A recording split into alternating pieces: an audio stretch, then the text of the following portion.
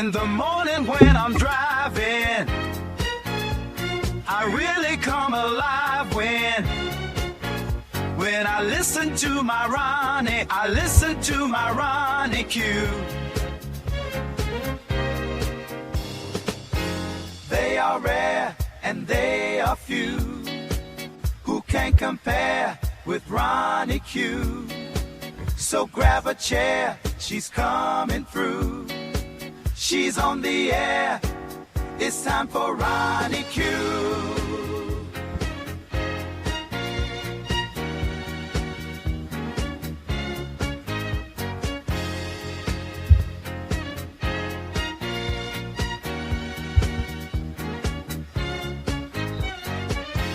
They are rare and they are few who can compare with RonyiQ. So grab a chair, she's coming through. She's on the air, it's time for RonyiQ. RonyiQ. It's time for RonyiQ. RonyiQ. It's time for RonyiQ. In the morning while I'm driving, Ronnie, I really come alive when it's time for RonyiQ. I listen to my Ronnie, Ronnie. I listen to my Ronnie. It's time for RonyiQ.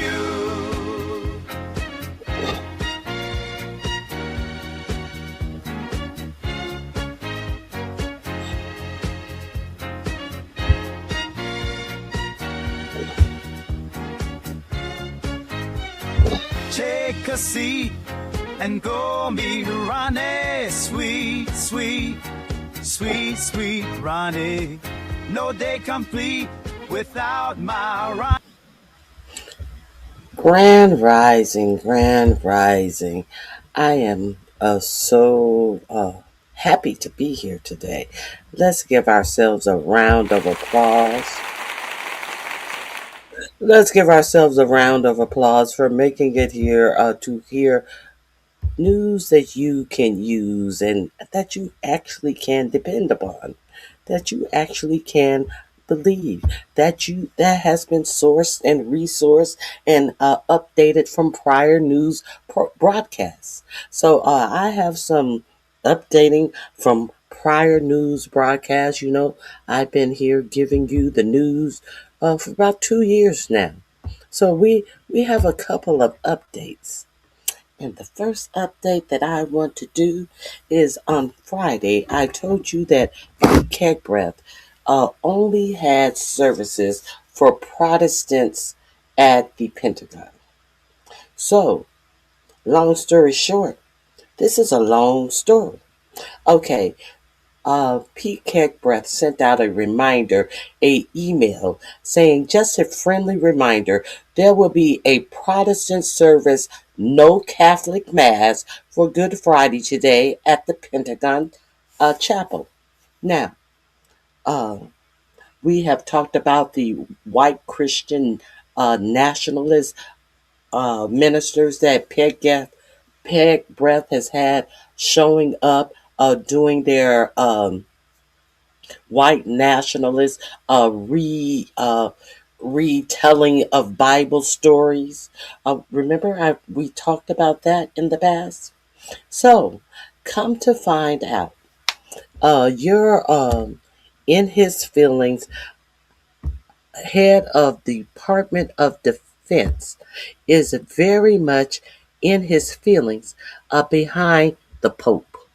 The Pope has Hegseth in his feelings to the extent that they did not allow Catholic services in the Pentagon. You know, the chapel where all denominations of people are allowed to have services.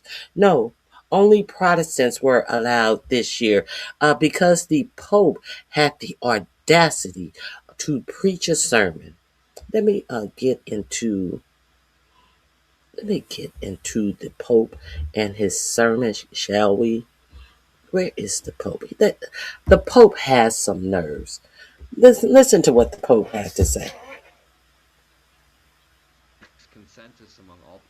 being replaced by diplomacy based on force. We actually have the clip right here. Let's play it for you all. A diplomacy that promotes dialogue and seeks consensus among all parties is being replaced by diplomacy based on force by either individuals or groups of allies. War is back in vogue, and the zeal for war is spreading. The principle established after the Second World War, which prohibited nations from using force to violate the borders of others, has been completely undermined. Peace is no longer sought as a gift and a desirable good in itself, or in the pursuit of the establishment of the ordered universe willed by God, with a more perfect form of justice among men and women. Instead, peace is sought through weapons as a condition for asserting one's own dominion.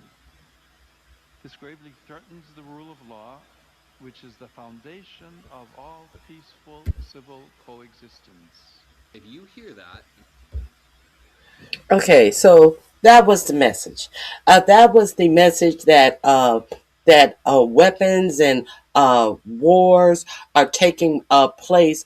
What the real meaning of being godly is. So, of course, Pete Kegbreath took high offense to the Pope's message.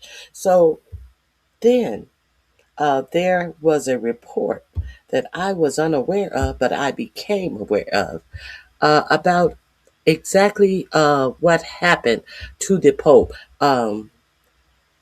Why the Vatican and the White House are on outs. No, I don't want to read that. Let me, I think I want to read this one. Maybe I do want to read that one. Let's get into what happened. Let me share this article with you. You may be unaware that Pete Kegbreath summons the highest ranking person under the Pope to the Pentagon to give him a tongue lashing. And in that tongue lashing, Pete Kegbreath representative referred to 1300 Rome when the Pope was kidnapped and killed because they didn't like his message. Okay, so let's get into this.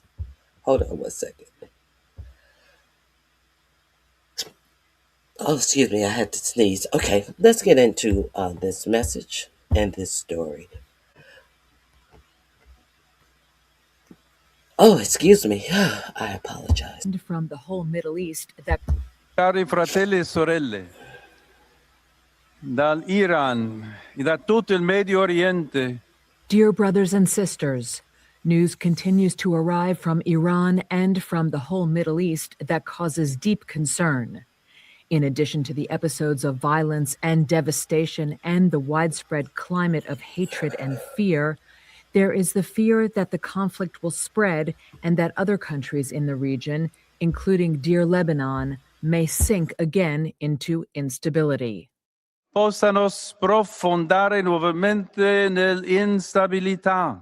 Eleviamo la nostra umile preghiera. We raise our humble prayer to the Lord that the clamor of bombs may cease, that weapons may fall silent, and that a space for dialogue may open up in which the voice of the peoples can be heard. La voce dei popoli.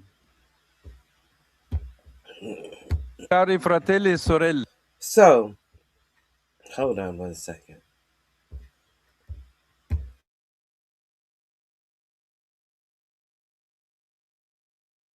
Oh, excuse me. I got on a sneezing tear there. All the pollen is in the air. Excuse me. So who could get mad at that? Who could get mad at that preaching? And notice that he did mention that it could spread, and he actually mentioned Lebanon. And that's exactly what it is. That's exactly what has happened. It spread to the excuse for Benjamin Netanyahu to annex South Lebanon and kill all the people in South Lebanon, or have a 1.5 million people fleeing Lebanon, displaced from his strikes because he wants to create a greater Israel. Who could be mad at that? Pete Kegbreath could be mad at that. Under his false white nationalist Christian agenda, a top Vatican diplomat was summoned to the Pentagon to receive a bitter lecture about supporting President Donald Trump's warmongering. A new report alleges.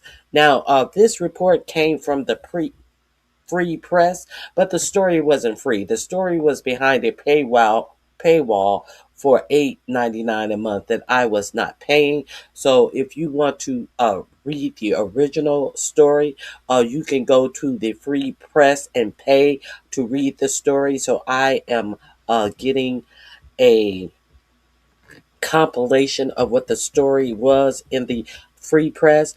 Vatican officials briefed on the meeting tell the Free Press that the Pentagon warned Cardinal Christopher Pierre in January that the United States has the military power to do whatever it wants, and that Pope Leo, the first American-born pontiff, better take its side. They said that they can do whatever they want, and the pontiff had better take the United States side. That's what somebody, this man right here, this is the Hegseth fool that called in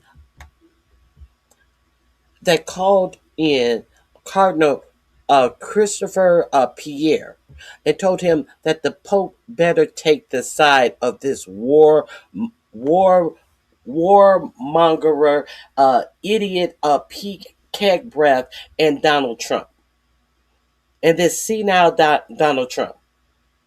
Did y'all know that happened? I didn't know that happened. I did know that Pete Kegbreath specifically forbade Catholics from having a service at the Pentagon that is paid for your tax dollars and mine for all different denominations of religious practices to have their services. I know he specifically had said that there could be no Catholic services. So it seems like the preachings and the teachings of the Pope has Pete Kegbreath in such a tear that he forbade Catholic services on the holiest of days, Good Friday. Okay. Pierre was reportedly summoned to the meeting by Undersecretary of War for Policy Elbridge Colby, a Catholic who served in the first Trump administration and was nominated by Trump to his current role. Such a meeting between Pentagon officials and the Vatican is believed to be unprecedented. The Free Press writes that Pentagon brass picked apart the pontiff's January speech referring to his inaugural State of the World address. They reportedly took issue with a passage in which Leo challenged Trump's so-called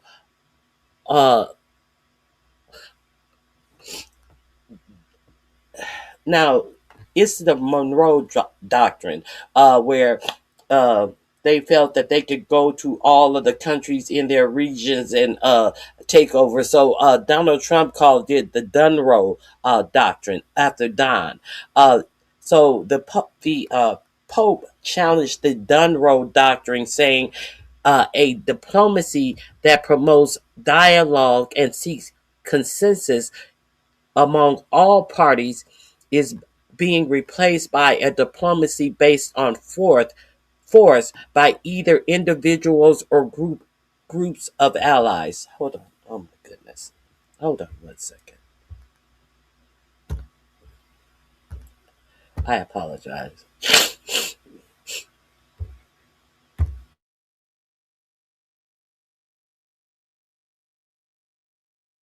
I sound like Don Jr. Now I had to blow my nose. Hey, Nappy Child. Hello, Hillary. It is good to see you. Uh, correctly.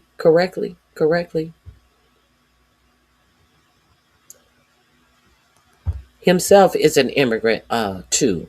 He is 100% made in Germany. Germany, I think you mean. Okay. Excuse me. I'm going to have to. I'll be right back.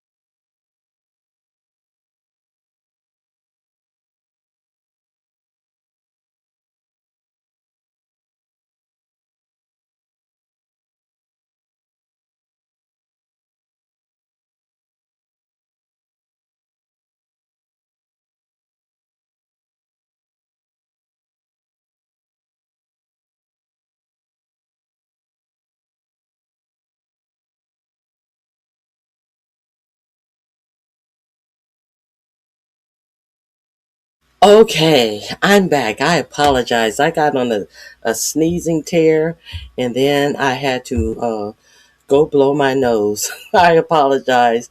Now, let's get back to our story. The bombshell revelation comes as Leo has publicly criticized Trump and his Catholic allocates. First, for their deadly, inhumane migrant crackdown, and most recently for the president's threat on Tuesday morning to annihilate all of Iran. And we would be remiss if we didn't tell you. Remember that your vice president is a newly conformed Catholic. He has found the Catholic religion, and the last pope died the day after your new vice president. That serpent went to visit him. He croaked the next day. So, what did JD Vance have to say about the reports that now let me get to the what is being perceived as a warning of a death threat. Leo's relationship with the Trump administration soured quickly after he was elected on May 8th, writes Rome-based journalist Mattia Farazzi. The White House invited Leo to return home and celebrated.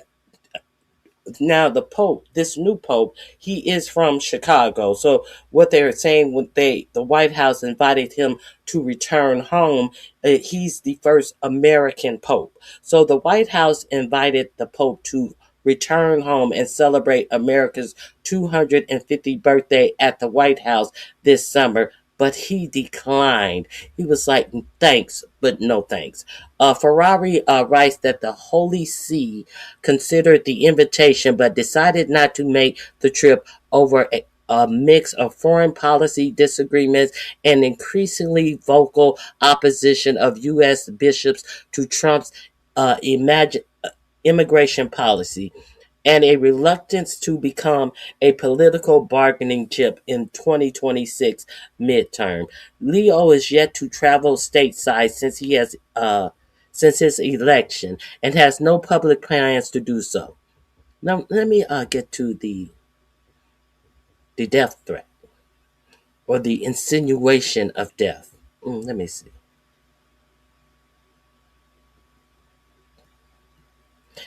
One Vatican official told the Free Press that the Pope may very well visit the United States under his administration. Neither the White House nor the Pentagon responded to requests for comment. That is that is Trump's threat to annihilate a whole civilization. Let me see. The Pope calling the war unjust.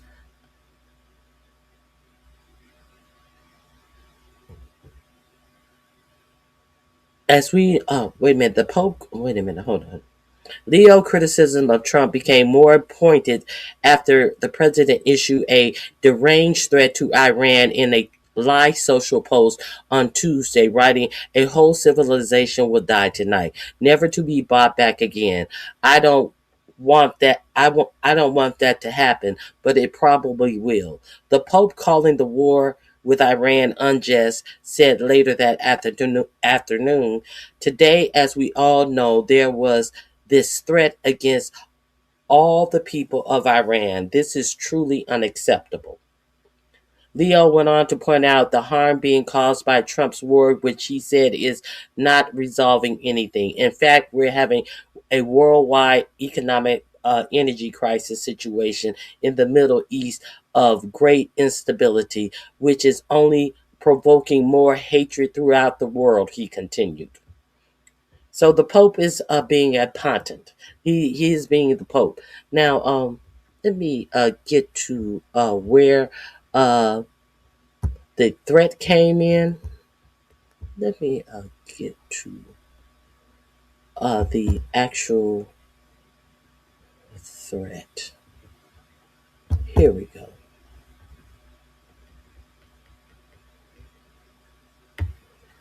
Let me change this page to let you understand how they insinuated a threat.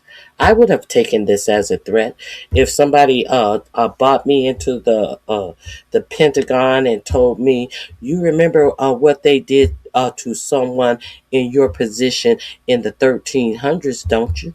And if they had murdered the person in my position in the 1300s, I would have considered that to be a threat. Okay, I'm gonna drop the links to both of these stories in my description box under the Pope threat.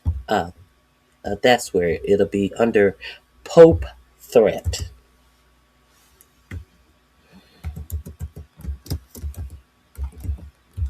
So let's get into the threat. I got to find the threat in this article.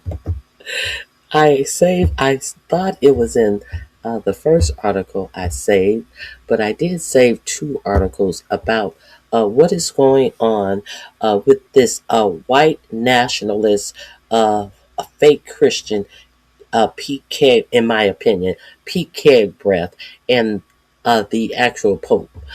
Let me see. On Easter Sunday, Pope Leo urged the world leaders to lay down weapons and choose peace, to drop the desire to dominate others. It was the culmination of a rhetorical escalation against the Iran war that grew in intensity over Holy Week, when he condemned the imperialist occupation of the world and warned that God rejects the prayers of those who wage war.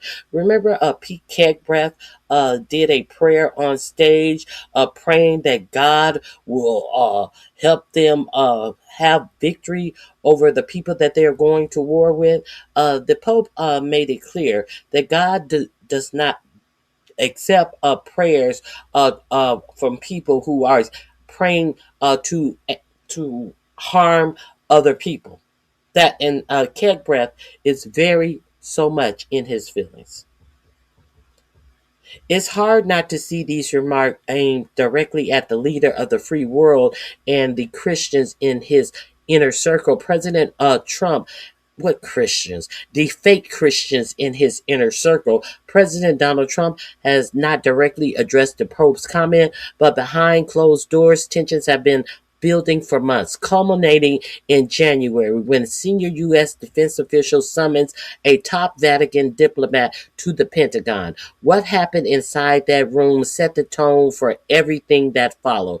Vatican's official briefed on the meeting, who spoke with the Free Press on conditions of anonymity, described it as a bitter lecture, warning that the United States has the military power to do whatever it wants and that the church had better take its sides. One might wonder why a government.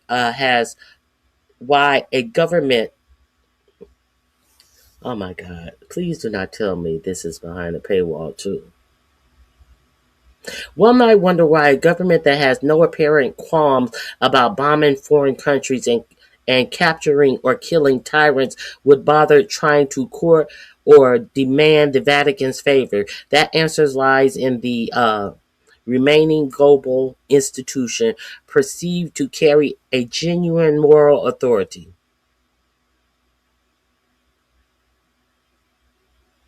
Oh, Jesus. Hold on one second. Let me re-Google this and give you the direct threat.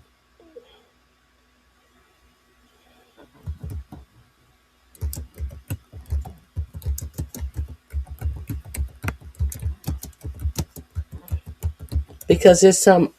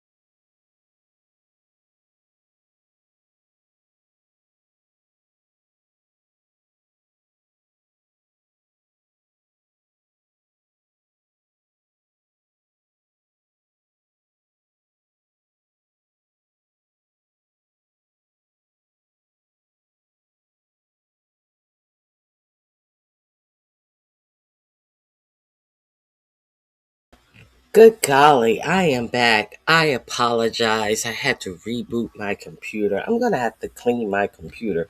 I had to do that several times yesterday. Let me pull this article up again.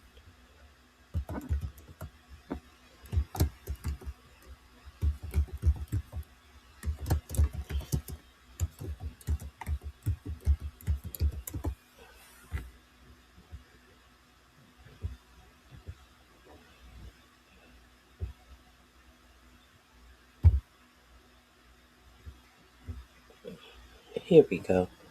Here we go.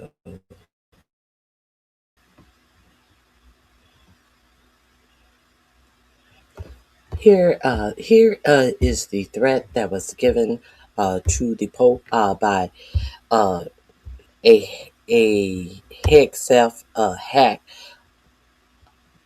Uh, Let me give it to you right here.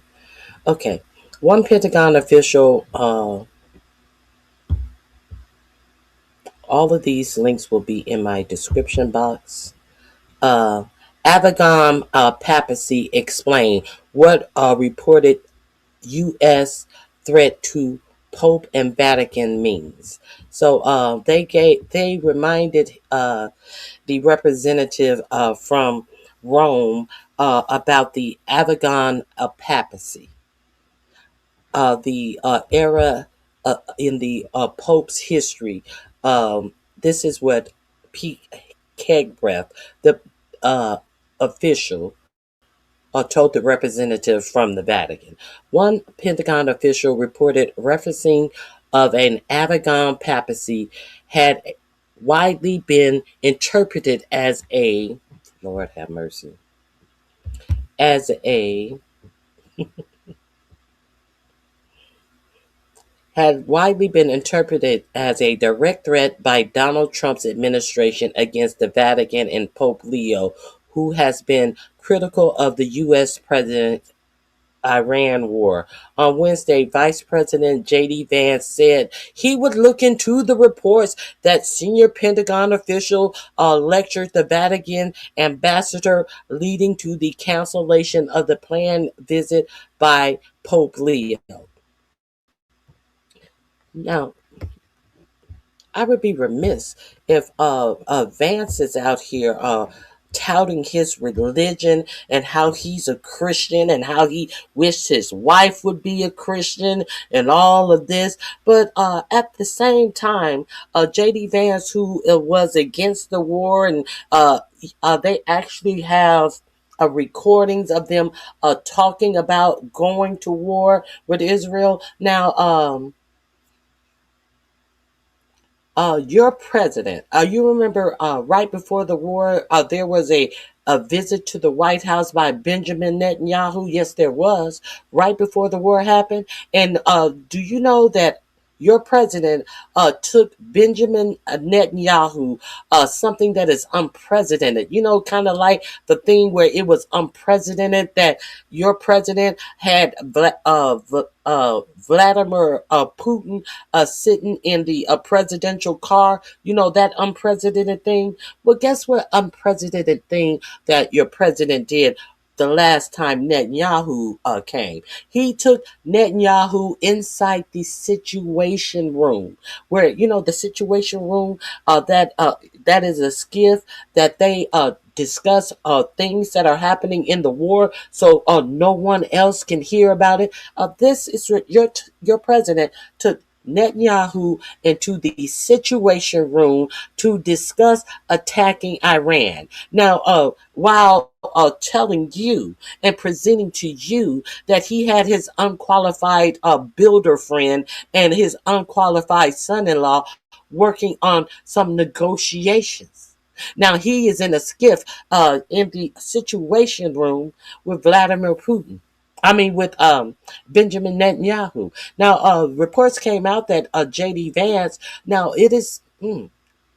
Uh, it, Now that leaked. That story leaked. So it is when he started talking to his administration about what him and Netanyahu were thinking, he was asking for opinions from different people in his administration.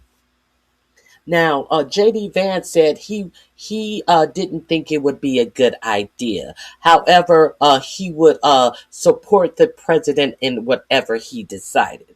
Now, we also know that we everybody's talking about the 25th Amendment. What would you get if you choose the 25th Amendment? You would get J.D. Vance as the president. J.D. Vance, who knew the war was wrong and said he would support Trump if he did it. J.D. Vance, who takes a forward face and tell you, the American people, why it is good that we are fighting a war that he don't even believe in. That's why we need to get rid of all of these people. J.D. Vance, who talks about his Christianity to compel all of these young, empty minds at Turning Point USA that Christianity and Christ is the best thing that happened to his life. But when Pete Breath threatens the actual Pope, he professes to be a Catholic. And when Pete Breath actually threatens the Pope, he acts as if he don't even know who the man is that Breath threatened. He act as if I don't know that guy. You say he threatened somebody. I don't know that guy, and I don't know if that really happened. When he absolutely does know that guy, because he met that guy when he went to went to Rome and met the Pope that died the day after meeting Vance. So he absolutely knows that guy. So this is who we would get if we do the 25th Amendment on Donald Trump. We get J.D. Vance, who will not even stand up for his own proclaimed religion, as he is trying to teach religion to these young, empty minds, white minds in America. You won't have to be ashamed to be white. And my religion is the best thing that happened to me. This is J.D. Vance at Turning Point USA. I said all of that to say this. We're talking about, what was the threat, RonyiQ? I thought you was getting to the threat. Let's get to the threat. Okay. The reference to the Avignon papacy might be obscure for many, but would have been immediately understood by the Roman Catholic Church leaders as a not so veiled warning that tensions between the Holy See and the White House might be nearing a breaking point for the Trump administration. What is the Avignon papacy? Between 1309, Jesus, between 1309 and 1377, 7 different popes resided in Avignon in southern France, though it was not a part of the French kingdom then, instead of Rome. What happened?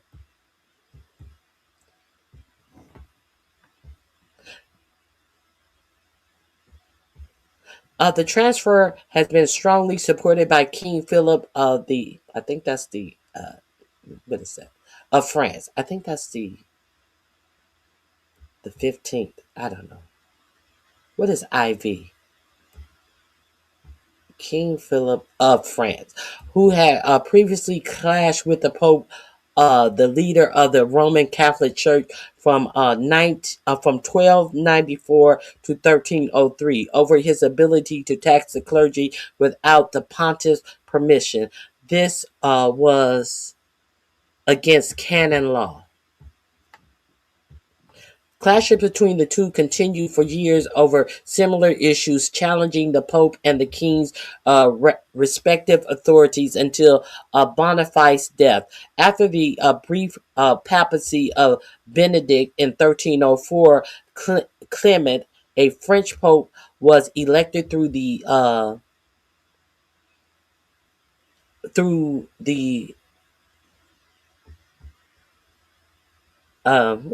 Mantations of Philip. He spent his first few years undergoing a Boniface legacy to appease the French monarch. In 1309, he selected Avignon as his residency to avoid political turmoil in Italy.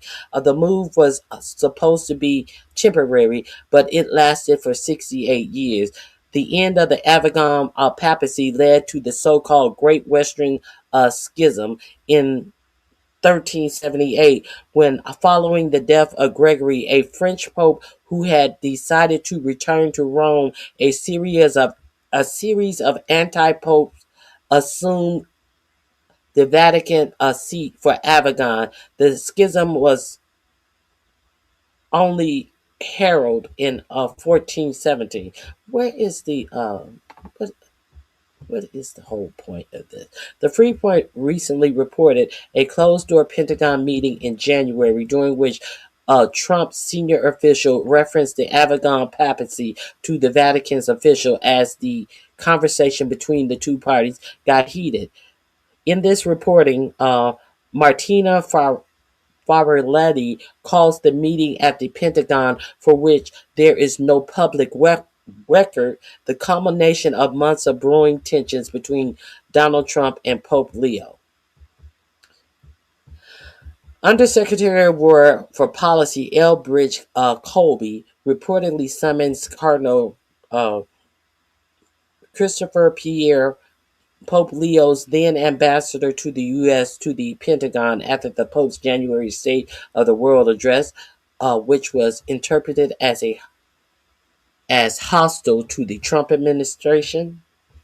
In a line that particularly enraged officials, reportedly was one saying that a diplomacy that promotes dialogue and seeks consensus among all parties is being replaced by a diplomacy based on force. According to Ferrazzi and the Vatican expert Christopher Hale, this statement was taken as a criticism of Trump Monroe Doctrine, his update of the Monroe Doctrine, which supports U.S. dominance on the Western Hemisphere backed by military force.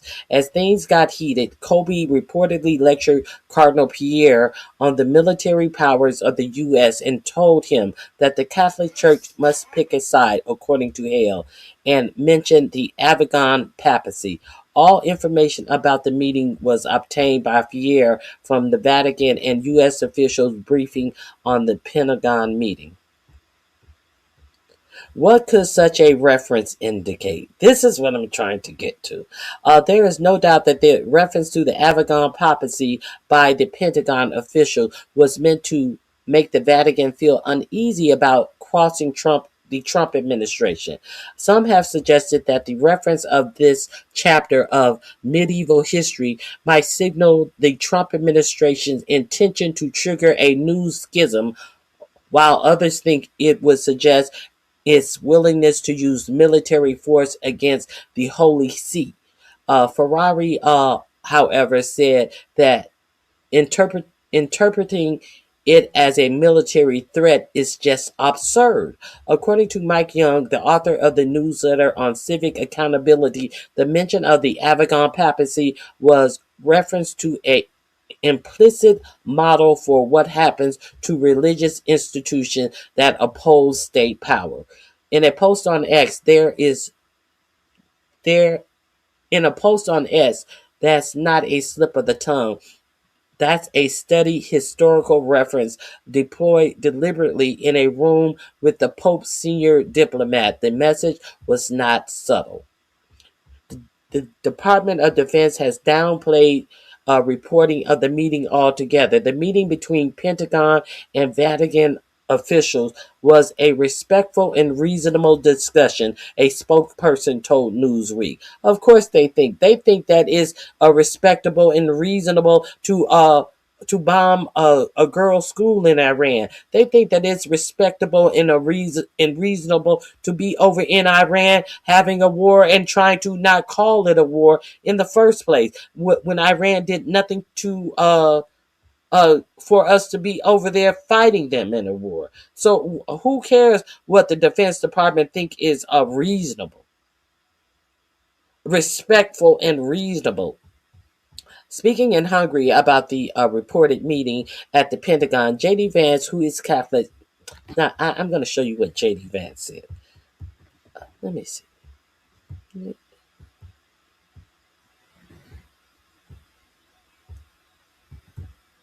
Hold on. How has the Holy See responded. Tensions between the Holy See and a Trump administration have continued since January, with Pope Leo repeatedly making anti-war speeches that many have interpreted as targeted at the U.S. president. More concern. What is it?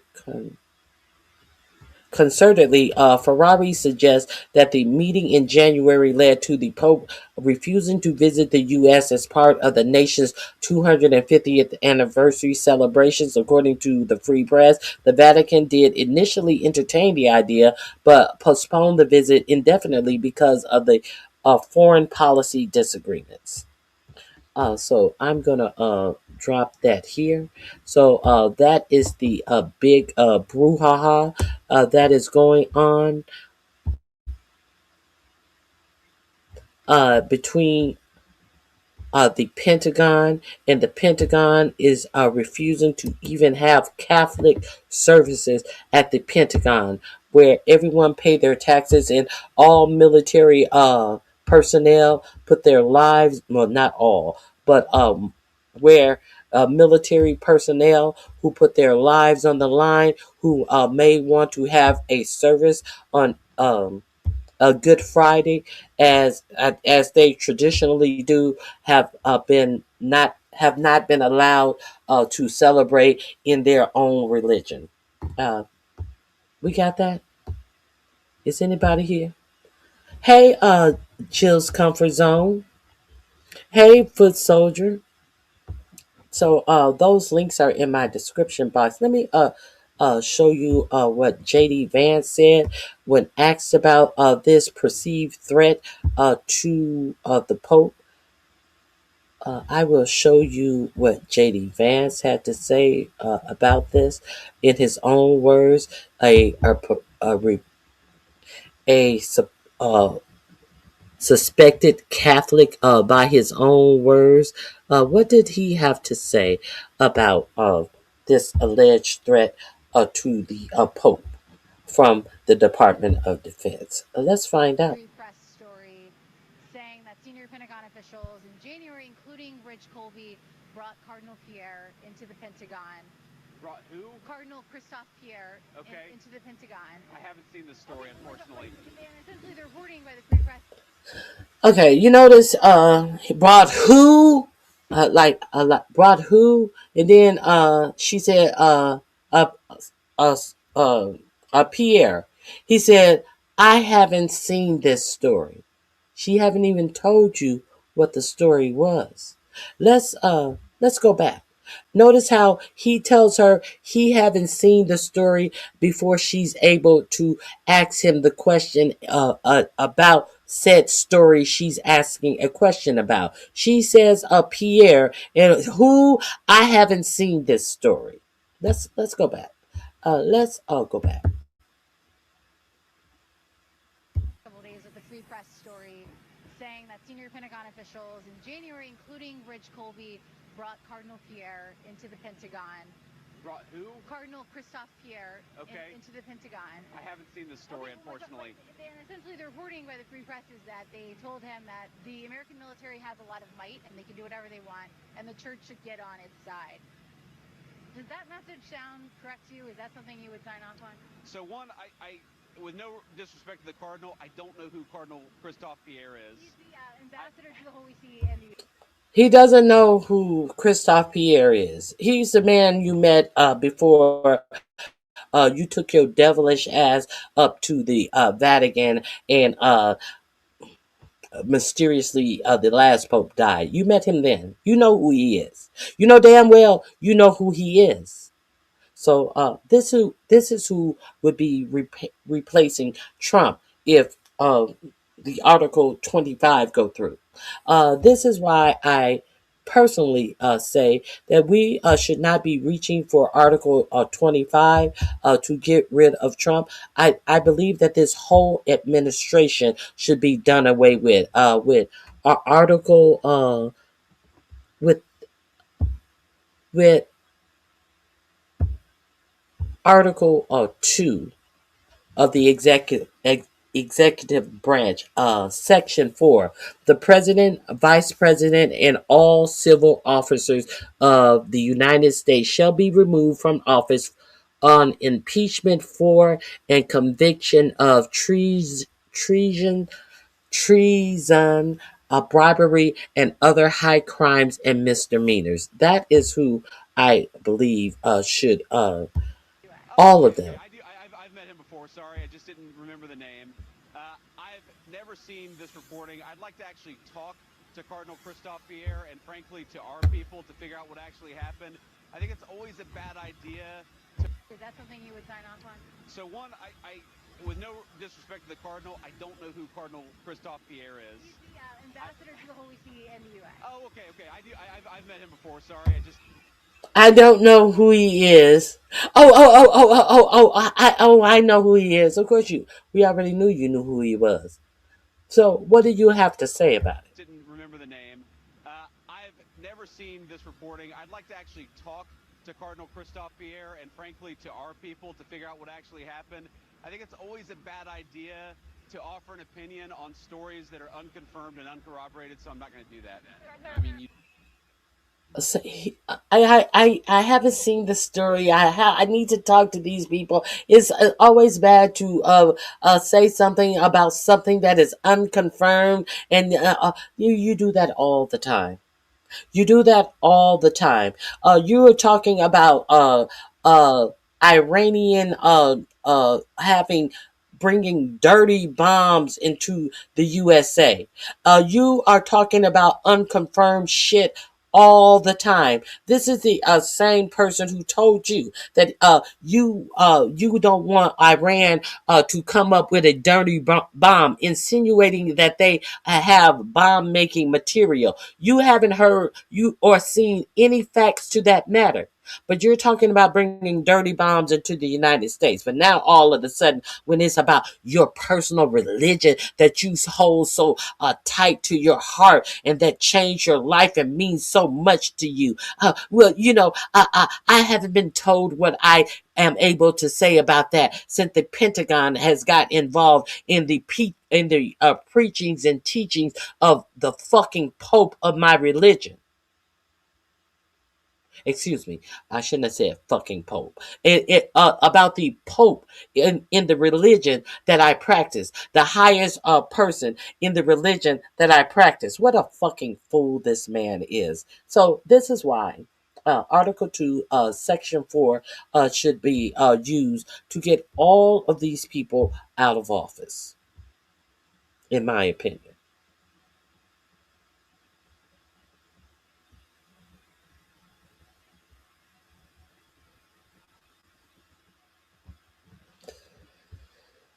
Uh, Tom V. Hey, good luck with that train of thought. Good luck with that train of thought. Okay, so let's continue. Let's do some more on JD Vance. Since we are going to talk about religion, JD Vance and the Pope versus Pete Kegbreath and the religion that he is showcasing at the Pentagon. Shall we? Let's let me remind you of the religion that Pete Kegbreath is showcasing at the Pentagon. Since we're here.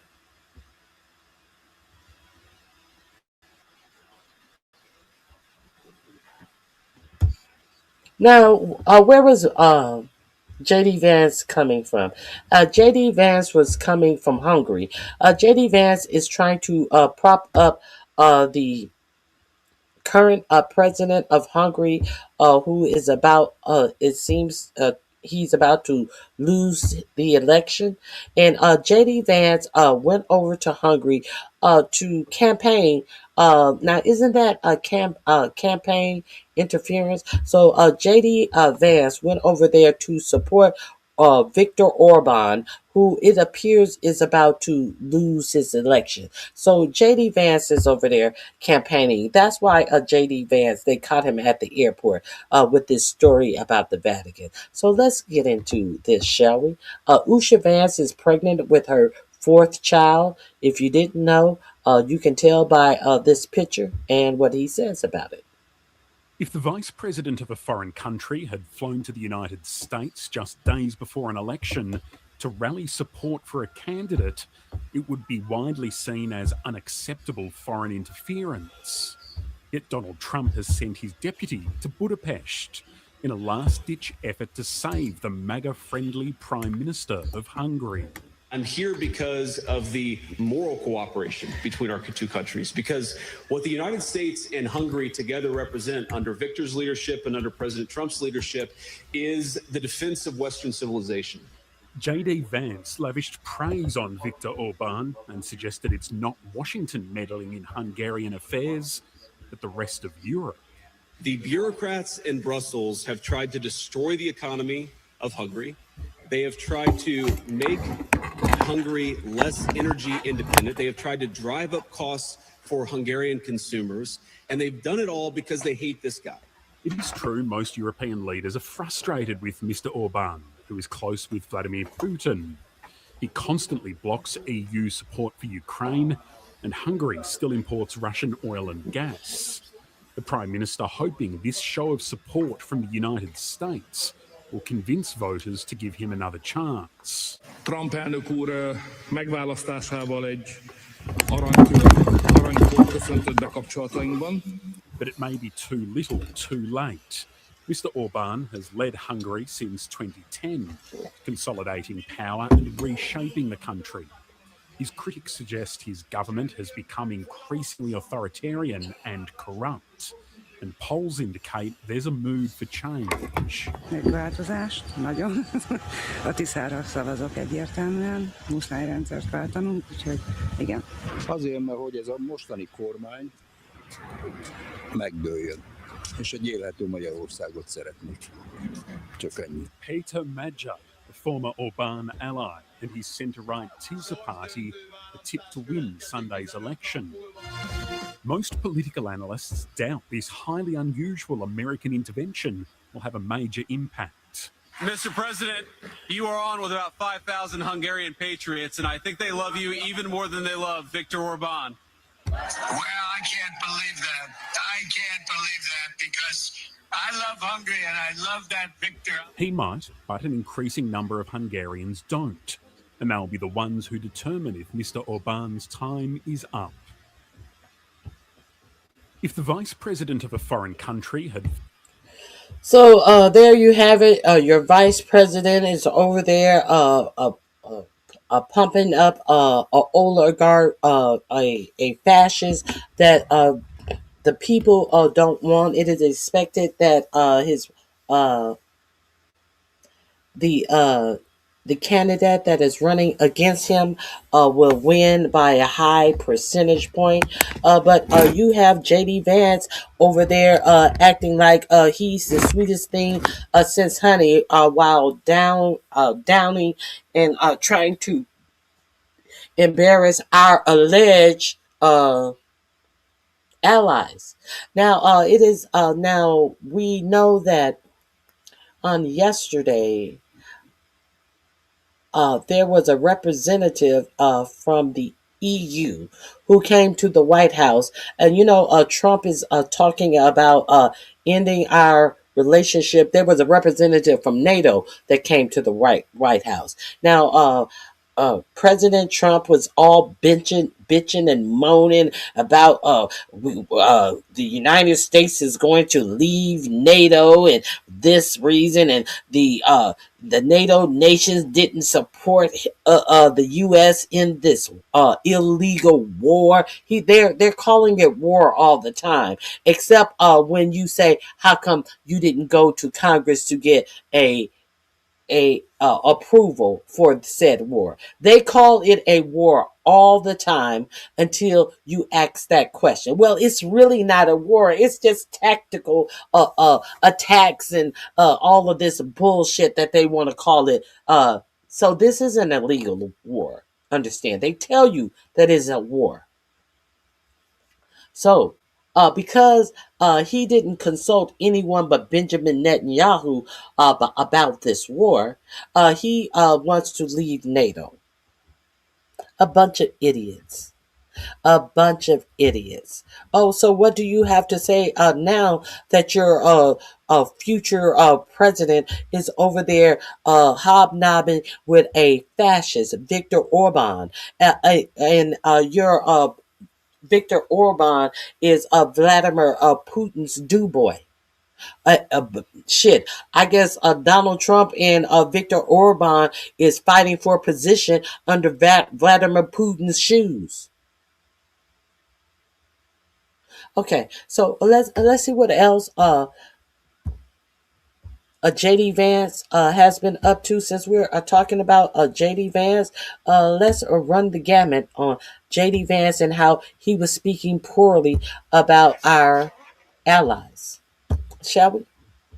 Over in Hungary with Viktor Orban downing our allies. U.S. Vice President J.D. Vance has just accused the EU of election interference here in Hungary. What has happened? He is accusing the EU of election interference in Hungary as he is physically in Hungary propping up a fascist. Make that make sense. But let's continue. In the midst of this election campaign is one of the worst examples of foreign election interference that I've ever seen or ever even read about. The bureaucrats in Brussels have tried to destroy the economy of Hungary, and they've done it all because they hate this guy. At a joint press conference that he held together with Prime Minister Viktor Orban here at the Carmelite Monastery, Vance made very clear who he wants to see in power here in Hungary after April 12th, after the election that will be one of the hardest, if not the hardest, that Viktor Orban has ever faced. The primary topic of this visit was to boost Viktor Orban, to back him, to show support ahead of these elections. They talked about. But that's not election interference by a foreign power. Make any of this make sense. But idiots thinks that this person is going to be the good candidate to replace 45-47. About a range of issues from the energy cooperation between the two countries, the war in Ukraine, where Viktor Orban claims he is one of the few leaders next to Donald Trump who is actually pushing for peace. And JD Vance was very critical of the EU here, claiming that the EU was the one hindering peace, the peace in Ukraine that Trump and Orban would make possible, but that Brussels does not want. The two also talked about their moral connection, so the ideological baseline and foundation that they share. And they said this was about migration, about family, about supposed gender ideology, and about global security. If you look at the polls, it seems more and more Hungarians are tired of the type of right-wing conservative populism that Orban stands for, and he'll have a very hard time to turn these polls around ahead of the election April 12th, next Sunday. U.S. Vice President J.D. Vance has just accused the EU of election interference here in Hungary. What has happened in the midst of this election campaign? Okay, those links are in my description box under Vance. Now, I just see that there is an update that the Pope has possibly turned the tables on Trump after death threats. So let's go and check this out and see what this story is about, shall we? Shall we?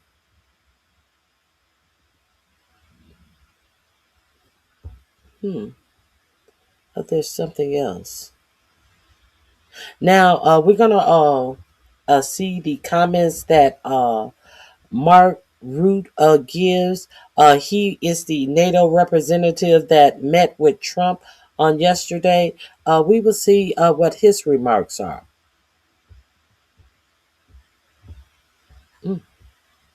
Let me share the Pope's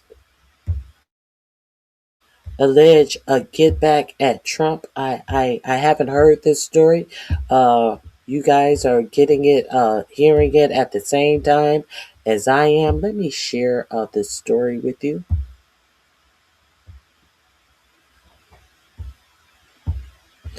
This comes from the Midas Touch. If you're not subscribed to the Midas Touch, I don't know why you aren't.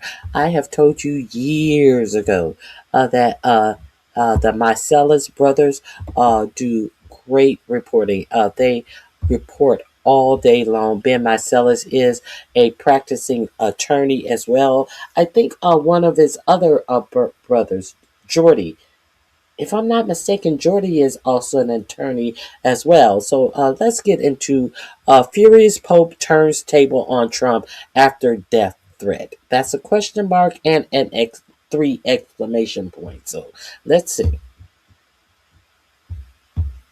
Is absolutely furious at Donald Trump, and the Pope Leo XIV is absolutely furious at Donald Trump and the Trump regime and their behavior. As we previously reported, Pope Leo has called off all visits essentially to the United States on the 250th United States anniversary, July 4th. Pope Leo made a point that he will be in Lampedusa in Italy, spending his time showing compassion for the migrant community there. And we're learning some additional details as Pope Leo XIV has been calling out Donald Trump and his despicable regime's imperialist and tactics of saying we're going to obliterate civilizations and everything is going to war. We're going to obliterate you and destroy everything. Pope Leo XIV has been calling that out, and J.D. Vance, who converted to Catholicism, and Pete Hegseth, who invokes God all the time. Pope Leo XIV has been pretty much directing messages without necessarily saying their names, but it's clear he's calling them out. And so what the Trump regime tried to do, and this was a tactic that Hitler did with the bishops right before Hitler engaged, in the Holocaust or right around that time, is to threaten Pope Leo XIV and to threaten the Holy See with the United States military. And essentially the same way the Trump regime was threatening to invade Greenland, right behind the scenes, what we're learning today is that the United States was making threats that suggested that they would use military force against the Holy See, against the Vatican, against Pope Leo XIV. And they summoned Pope Leo XIV's, like, Ben, what are you talking about? Yes, they summoned Pope Leo XIV's top American diplomat to the Pentagon, which now calls itself unlawfully the Department of War. The Undersecretary of War, Elbridge Colby, invoked the Avignon papacy, the period when the French crown used military force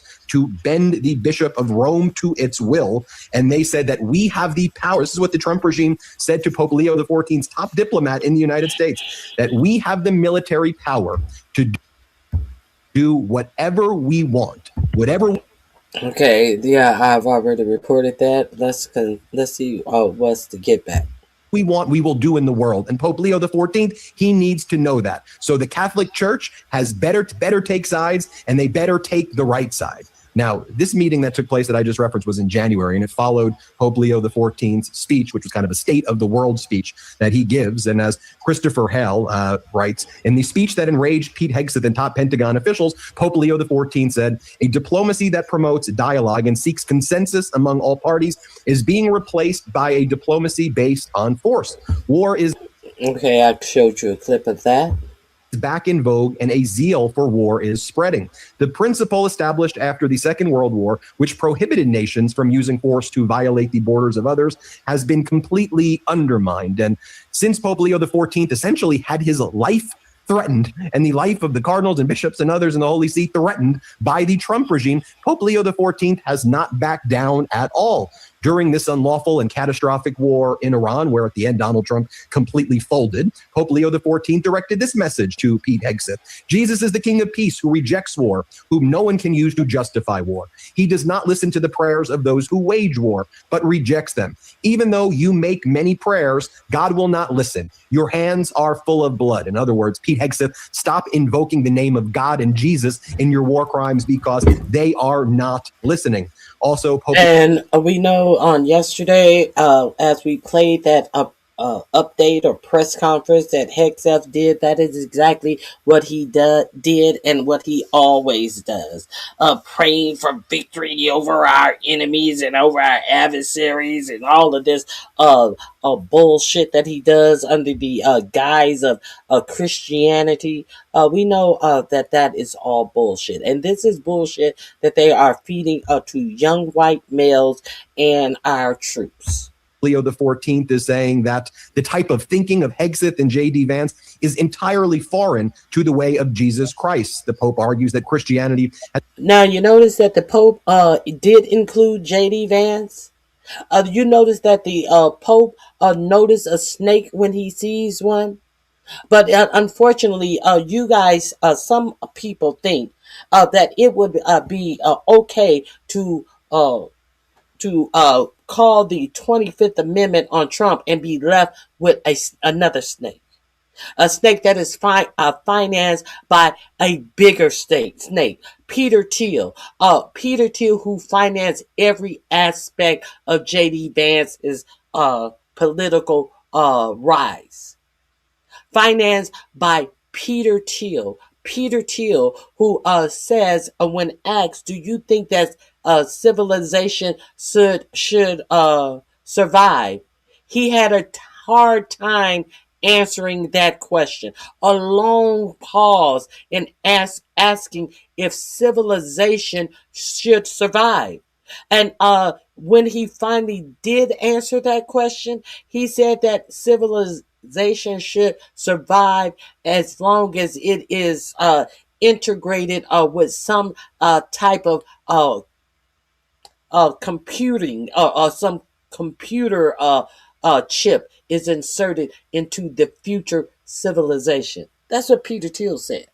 Peter Thiel also said that democracy doesn't work, that you have to get around democracy. You have to buy out democracy, in other words, because the new ideas are going to be hard to sell on people. So therefore, you have to get rid of democracy. Not the new ideas. You got to get rid of democracy. And this is who has financed J.D. Vance, and is J.D. Vance is in Peter Thiel's pocket. You know, the weird thing about this is, if we continue on with letting these tech billionaires run the show, pretty soon everything we do is going to be watched. Can you imagine a J.D. Vance getting into the White House? Palantir will have a digital wallet on every person in the United States. We will be definitely thrust into this social credit score that they use over in China, where they can lock up your money, your digital wallet, based upon any type of post that you post on social media, any type of a product that you buy, any type of comment that you make on social media, something that you write in a direct messages. I could see Peter Thiel and Palantir being in control of your digital wallet. What happens when they are in control of your digital wallet? They can restrict your movement in the United States. They cannot allow you to buy train tickets, bus tickets, airplane tickets. They can restrict you to a 4-block radius of your home, because you will not be able to enter, you will not be able to purchase, you will not be allowed, based upon all of the security cameras, which will be able to identify you with facial recognition, and you will be either arrested or denied access. So let's be real clear on what it would be to have a J.D. Vance for president. Now, these are all things that Peter Thiel is in support of. The reason why they did not want Anthropic, why Pete Kegbreath wanted to name Anthropic, something that the Pentagon is using. He wanted to name them as a poor supply source that other companies should not use. Is because the CEO of Anthropic said that they would not allow the Pentagon to mass survey American citizens. That is one of the things. And Anthropic said that they would not allow the Pentagon to use autonomous strikes with their AI, which means that they would be able to say, oh, well, a human being didn't make that shot. AI did it. It's AI's fault. They identified the threat in AI without a human touching to see the CEO of Anthropic said, yeah, AI can do what AI do, but it's going to have to go through a human before we cause any harm to something. So Pete Kegbreath thought that was unacceptable. Pete Kegbreath think that it is unacceptable for AI to be mass monitoring U.S. citizens. So can you imagine if Palantir get in there? And I showed you clips of Steve Karp, the CEO of Palantir, who talks about all of the mass surveillance that they do in Palantir, as if it's a selling point. You have heard Peter Karp sit up there and say that and sometimes we kill people and laugh and giggle like it's cute, and but hey, you can't put a finger on it, and we watch people, and sometimes we kill people. Can you imagine if JD Vance is president? Now, what I find awful spectacular about this, if you listen at Peter Thiel speak, and if you listen at Elon Musk speak, ask questions, or question, or to try to answer questions, I find it is striking that if America was mass surveilled. We know that Elon Musk is not fond of black people. We know that Elon Musk's greatest time was growing up in apartheid South Africa. He loved apartheid South Africa. So can you imagine if you were mass surveilled by the likes of Peter Thiel and Elon Musk, how many black people would lose their digital wallet for indulging in activities that are far less damaging than Peter Thiel and Elon Musk? I mean, Elon Musk is a admitted ketamine user. Can you imagine somebody who go over and cop a bag of weed, a black person that cops a bag of weed? Can you imagine the mass surveillance and the denials and the social ramifications it would be on a non-white person indulging in drugs? Did they drug test any of those Doge people that went through the government? And one of the Doge persons said that they didn't realize that the government really had it, really was on top of things, and they were really doing things efficiently and right. While others said that they didn't know what DEI meant, and anything that said homosexual, black, or gay, they were stripping these departments. Were any of these people drug tested? So can you imagine a United States under the heel of JD Vance, who is such a bitch that he will not even stand up to Pete Kegbreath about his own religion being ostracized and threatened? What will he do for the American people? Okay. I'm going to drop this link in the description box because I want to move on. This is something that just popped up, and I'm going to drop it right here.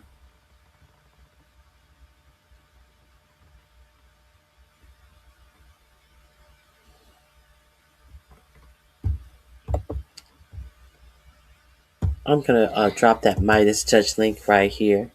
I think someone wants the straits closed so the world will have to get energy resource from the U.S. The U.S. doesn't even have enough energy resources to supply the U.S. with energy. Please, a lot of the states near Canada is getting their energy from Canada. No, we don't have enough resources, and we have not upgraded our energy resources to even supply enough energy for America. No, that ain't gonna happen. So let me why am I saying all of this? Let me get into why I am talking about not being able to stand up to for your own religion. There are some things that this fight against about religion that Keg Breath wants to have with the Catholic Church. I find it interesting because let's see. All right, so look, it took. Let's see what religion Keg Breath is introducing to our military. Let's see what religion Keg Breath is following. Can we look at that real quick? Let's see.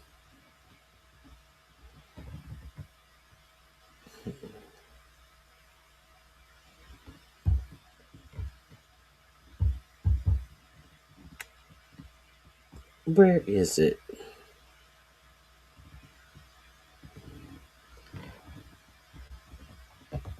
Oh, maybe it's here. Hold on. Yes, let me share this with you right quick.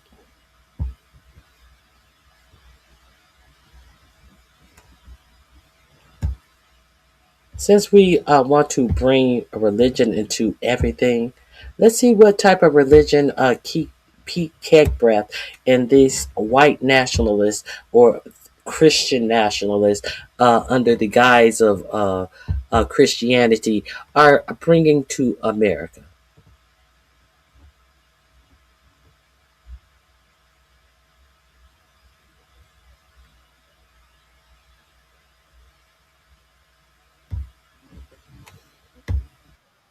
The town be a Christian town. Like to see the state be a Christian state. Like to see the nation be a Christian nation. I like to see the world be a Christian world.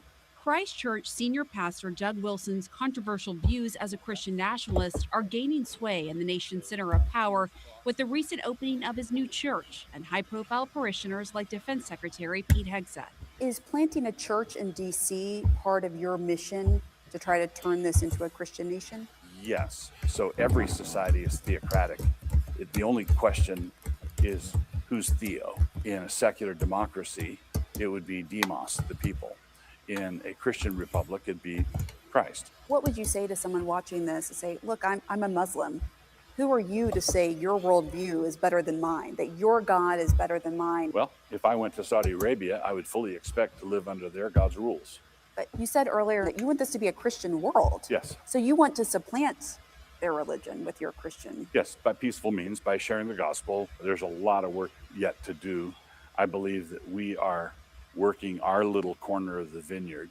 Wilson's Little Corner, a picturesque campus nestled on the outskirts of downtown Moscow, Idaho, is growing by the day with thousands of like-minded Christians. Parishioners of his church, known as Kirkers, own and operate several businesses downtown, next to liberal college town stores. If it's true. Why did he yell boo? Because of me. Because of you.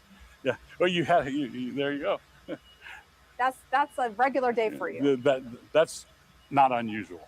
Wilson is part of a broader Christian nationalist movement making inroads with the Trump administration, with a newly created faith office led by evangelical pastor Paula White Cain, and people seen right outside the White House entrance praying and speaking in tongues. We are standing on the soil of the White House, and we are declaring your word. How precious. And now there's a monthly prayer service at the Pentagon, initiated by Hegseth, Wilson's highest level connection to the administration. It's not organizationally tied to us, but it's the kind of thing we love to see. For his part, Hegseth has publicly praised Wilson. Now we're standing on the shoulders of a generation later, the Doug Wilsons and the others. Wilson maintains all are welcome to his church, but he thinks homosexuality is a crime. In the late 70s and early 80s, sodomy was a felony in all 50 states. That America of that day was not a totalitarian hellhole. So you would like America to go back to that? Yep. Wilson maintains his ultimate goal is to bring about the second coming of Christ through his work and rejects critics' claims he's trying to... And we would be remiss if we did not tell you that many people have reported their officers giving them these type of orders, saying that you are going and you are doing God's will and you are fulfilling the prophecy of the Bible as they send them out on their military missions in the United States military. These military people in Iran have been reporting it to the reporting agency that this is going on, and they are getting these messages from their commanders in your United States military as they fight this war in Iran. To make the dystopian world of The Handmaid's Tale a reality. I'm not a white nationalist. I'm not a fascist. I'm not a racist. I'm not a misogynist. I'd like to see the town be a Christian town. I'd like to see the state be a Christian state. I'd like to see the nation be a Christian nation. I'd like to see. Let me share some more with you on that since we are here. Let's be real clear that J.D. Vance would not defend his own religion against Pete Kegbreath, and this is who Pete Kegbreath is following. Let's be real clear. Defense Secretary Pete Hegseth belongs to an arch-conservative church network. Here's what you need to know. Hegseth says he's proud to be a part of the Communion of Reformed Evangelical Churches. He recently made headlines when he shared a CNN video on social media about CREC, which showed its pastors arguing women shouldn't have the right to vote. He didn't just repost it like, oh, here's an interesting thing that these weird people are doing. He was, in effect, reposting it and saying amen at some level. CREC ascribes to a strict version of Reformed theology, which puts...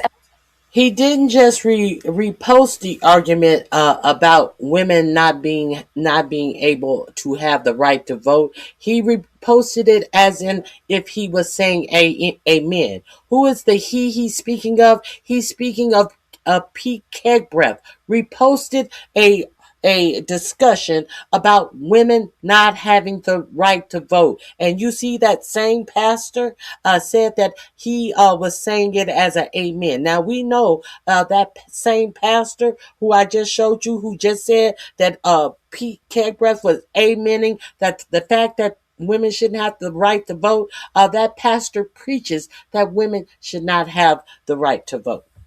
Emphasis on an all-powerful God who has dominion over all of society. So what does this church say about women? The church practices complementarianism, the patriarchal idea that men and women have different God-given roles. Women within CREC churches can't hold church leadership positions, and married women are supposed to submit to their husbands. Hegseth's view on women has been in the spotlight, especially after he faced sexual assault allegations for which no charges were filed. Before his nomination to lead the Defense Department, Hegseth had questioned women serving in combat roles in the military. Defense Secretary Pete Hegseth belongs to an arch-conservative church network. Okay. I have one more to let you know. They want Article 25 enacted on J.D. Vance, and J.D. Vance won't even stand up to Pete Kegbreath and his fake Christian religion, as Pete Kegbreath threatens the pontiffs of Vance's own religion. Let me share this with you. Here we go. We need to be real clear on who these people are. In power, the top of power. They are over there in a Muslim nation. We are not going to forget your Pete Kegbreath was questioned in his confirmation hearing about the reports that he was so drunk and he screamed in a bar, "Kill all Muslims." We are not going to forget that this man, his preacher, his spiritual advisor, said that he wants the whole world to be Christian. Okay, let that sink in. What else he's saying? We are praying in the name of the Lord Jesus Christ, and he does deserve it. With his blood, he purchased all the nations of men. And Father, this includes our nation. So that's Pastor Doug Wilson from Christ Church in Moscow, Idaho, leading a prayer service at the Pentagon. Defense Secretary Pete Hegseth is a member of Wilson's conservative Christian. Where is he? Where is he? But Catholics, J.D. Vance's religion, cannot hold a service on Good Friday, on Passover, for Passover. They can't have a Catholic service in the Pentagon. But your defense secretary has this man praying over your military. In the same place where J.D. Vance religion cannot be practiced. Now, are these American values? Are these American values?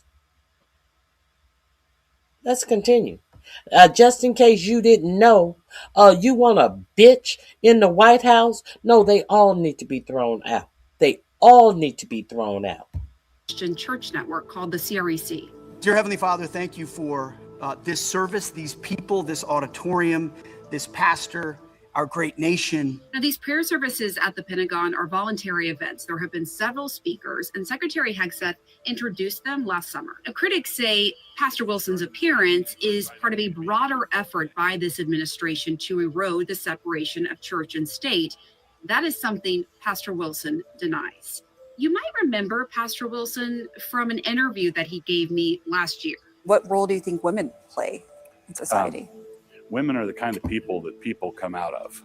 Secretary Hegseth reposted that story I did on X with the caption, "All of Christ for all of life." Now, when it comes to the military, Pastor Wilson has some controversial views. He has said that he does not believe that women should be in combat roles. A source who attended the prayer service with him said that he kept his message pretty vanilla and didn't get into any political rhetoric. We are praying in the name of the Lord Jesus Christ, and he does deserve it. Okay, so I'm giving you that information there. Let me see. I think there may be something else I want to share with you, video wise. Let me double check before I move on.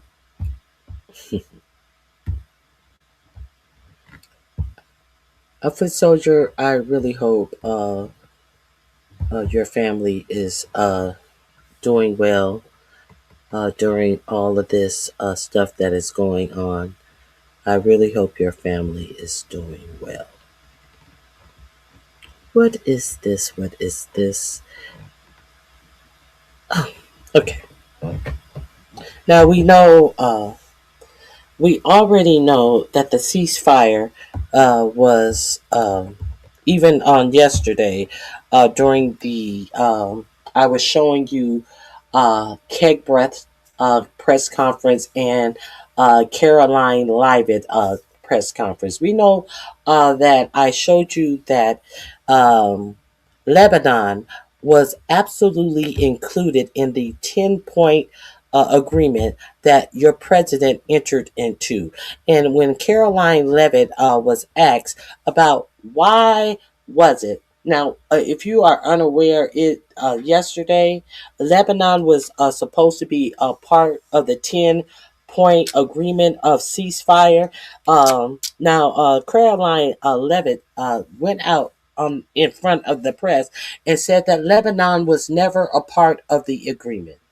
So I wanted to show you that your government is still lying to you, because right after the ceasefire agreement was announced, Israel in 10 minutes struck over 100 missiles into Lebanon, killing, it is reported, over 250 people lost their lives and thousands were injured in a 10-minute span. So, your government is negotiating a ceasefire agreement in a war that Benjamin Netanyahu told him to come and strike, and your dumb president came into a war without even going to Congress, just on the word of Benjamin Netanyahu. And then when they reach a ceasefire agreement, who fucks up the ceasefire agreement but Benjamin Netanyahu? We saw the post that Benjamin Netanyahu said that he was glad about the peace agreement, but Lebanon was not included in the peace agreement, and he would not respect the Lebanon part of the peace agreement. Let me see. Let me see if I still have it.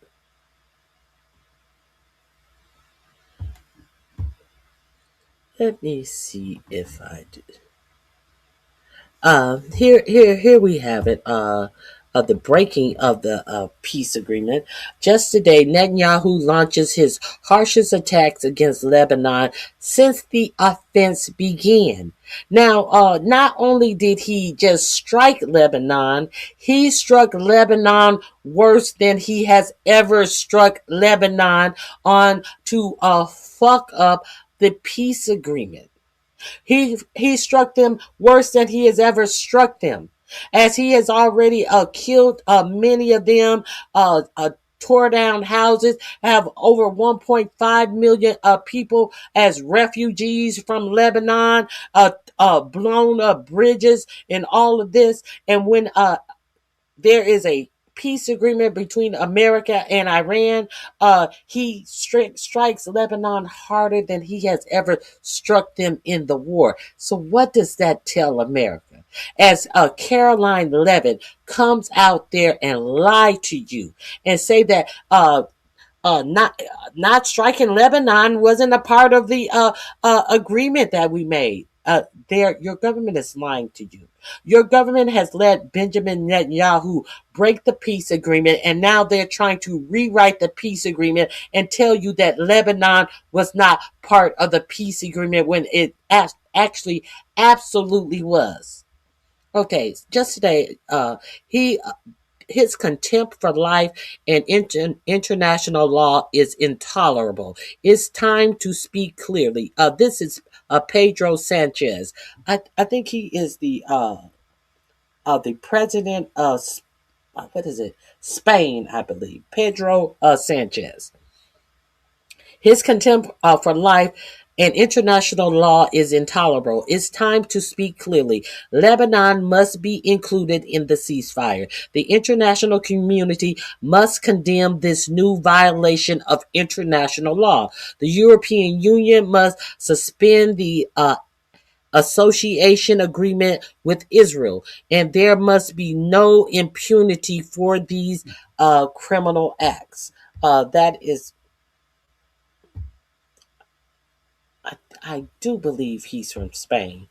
Let me see. Pedro Sanchez. Let me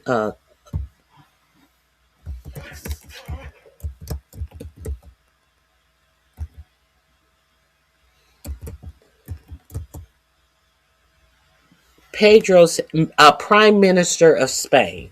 That's who he is. He is the Prime Minister of Spain. That is his remarks after those Lebanon attacks. Let me give you some more information. How Caroline Levitt came out there and lied to you. I believe. Let me see. Which one is this one? Okay, this is the one that I wanted. The Iran-U.S. ceasefire terms are clear and explicit. The U.S. must choose ceasefire or continue war via Israel. It cannot have both. The world sees the massacres in Lebanon. The ball is in the U.S. court, and the world is watching whether it will act on its own commitments. Okay, who wrote that? Let me show you where that came from. That came from the Pakistanians who brokered the deal. Pakistan came out and said that the U.S. knows goddamn well that Lebanon was included in the deal. Shabazz Sharif, who is from Lebanon, who your president mentioned was the one who help negotiate the deal. That's why J.D. Vance is out here trying to put lipstick on a pig. Hush, piggy. Your president is out here lying and telling you, no, Lebanon never was part of the deal. This is from the people that your president noted helped broker the deal. What does he have to say? With the greatest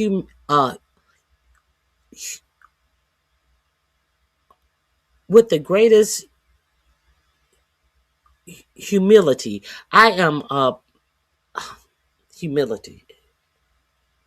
With the greatest humility, I am pleased to announce that the Islamic Republic of Iran and the United States of America, along with their allies, have agreed to an immediate ceasefire everywhere, including Lebanon and elsewhere, effective immediately. I warmly welcome the sagacious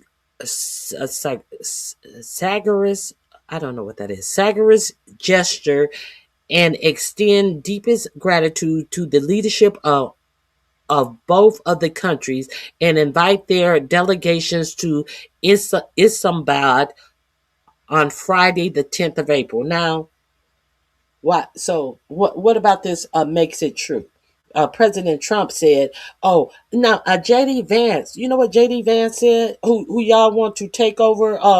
Y'all want to file the 25th Amendment on the president, and then the presidency will be his. You know what he said about this person who negotiated this deal? He said, oh, there must have been some misunderstanding because Lebanon wasn't included in the deal. You know, I think he doesn't speak English well." That's what J.D. Vance said.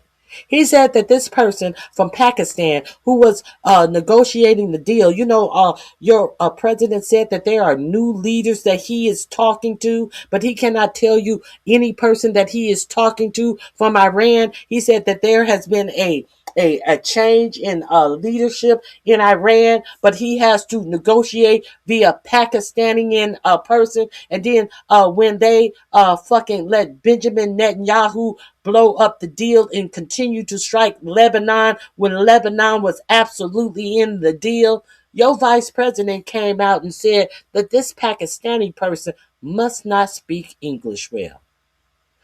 Hillbilly from West Virginia is talking about someone who speaks multiple languages. He probably speaks more than English and Pakistani. But you got a motherfucker from the hills of West Virginia questioning the acuteness of someone to speak and understand English as they're negotiating a peace deal on an illegal war. Isn't that grand? Isn't that grand that J.D. Vance would have the audacity to question if this man spoke and understood English well? And I wonder how many languages J.D. Vance speaks. I really wonder. See, the arrogance of American people. You gotta speak English. You must speak English. You gotta speak English. Why? Because English is the only language that ignorant Americans know. When people all across the country, some of them speak 3 to 5 English languages fluently. But you think you saying something to somebody about how they do or don't speak English well? That speak several languages? Oh my God. The arrogance of ignorance. This is what J.D. Vance said. Okay, my point is, here's my point. Okay, they are inviting them to Istanbul on Friday, the 10th of April of 2026. Why is that important in this message? We know that 4547 is sending his envoy to hash out and to go to Istanbul to continue these negotiations and to hammer out these negotiations. Who is he sending? He's sending None other than J.D. Vance is going to be the head of the people who are going to Istanbul on the 10th to hammer out this agreement that your president agreed to. And if this was not true, why would the invite be in this announcement and the offer that you can come to Istanbul? This announcement, and they have accepted this invitation after it was made in this announcement. That's why you know it's true. Now, who else is who else is on this envoy? Steve Witkoff and Jared Kushner, the two people that Iran said that they will never negotiate with ever again in life. These two people, along with J.D. Vance, are also going to Istanbul, where they were invited after it was announced that they are not going to be striking on Lebanon either. So they have accepted this invitation, but now they're trying to play dumb since Benjamin Netanyahu decided to fuck up this ceasefire agreement by striking Lebanon harder than he has ever struck Lebanon in his whole offense against Lebanon. What does Netanyahu have on your president? What dirt does Mossad have on your president?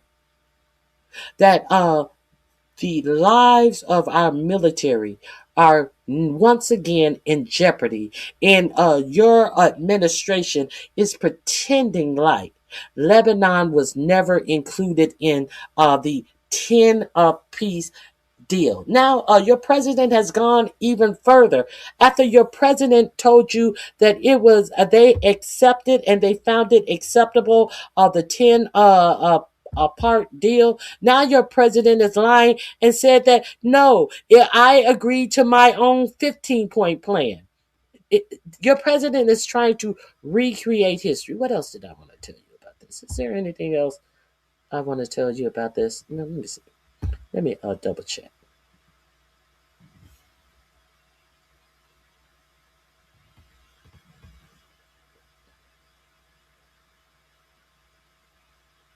Oh, that's about that Vatican story.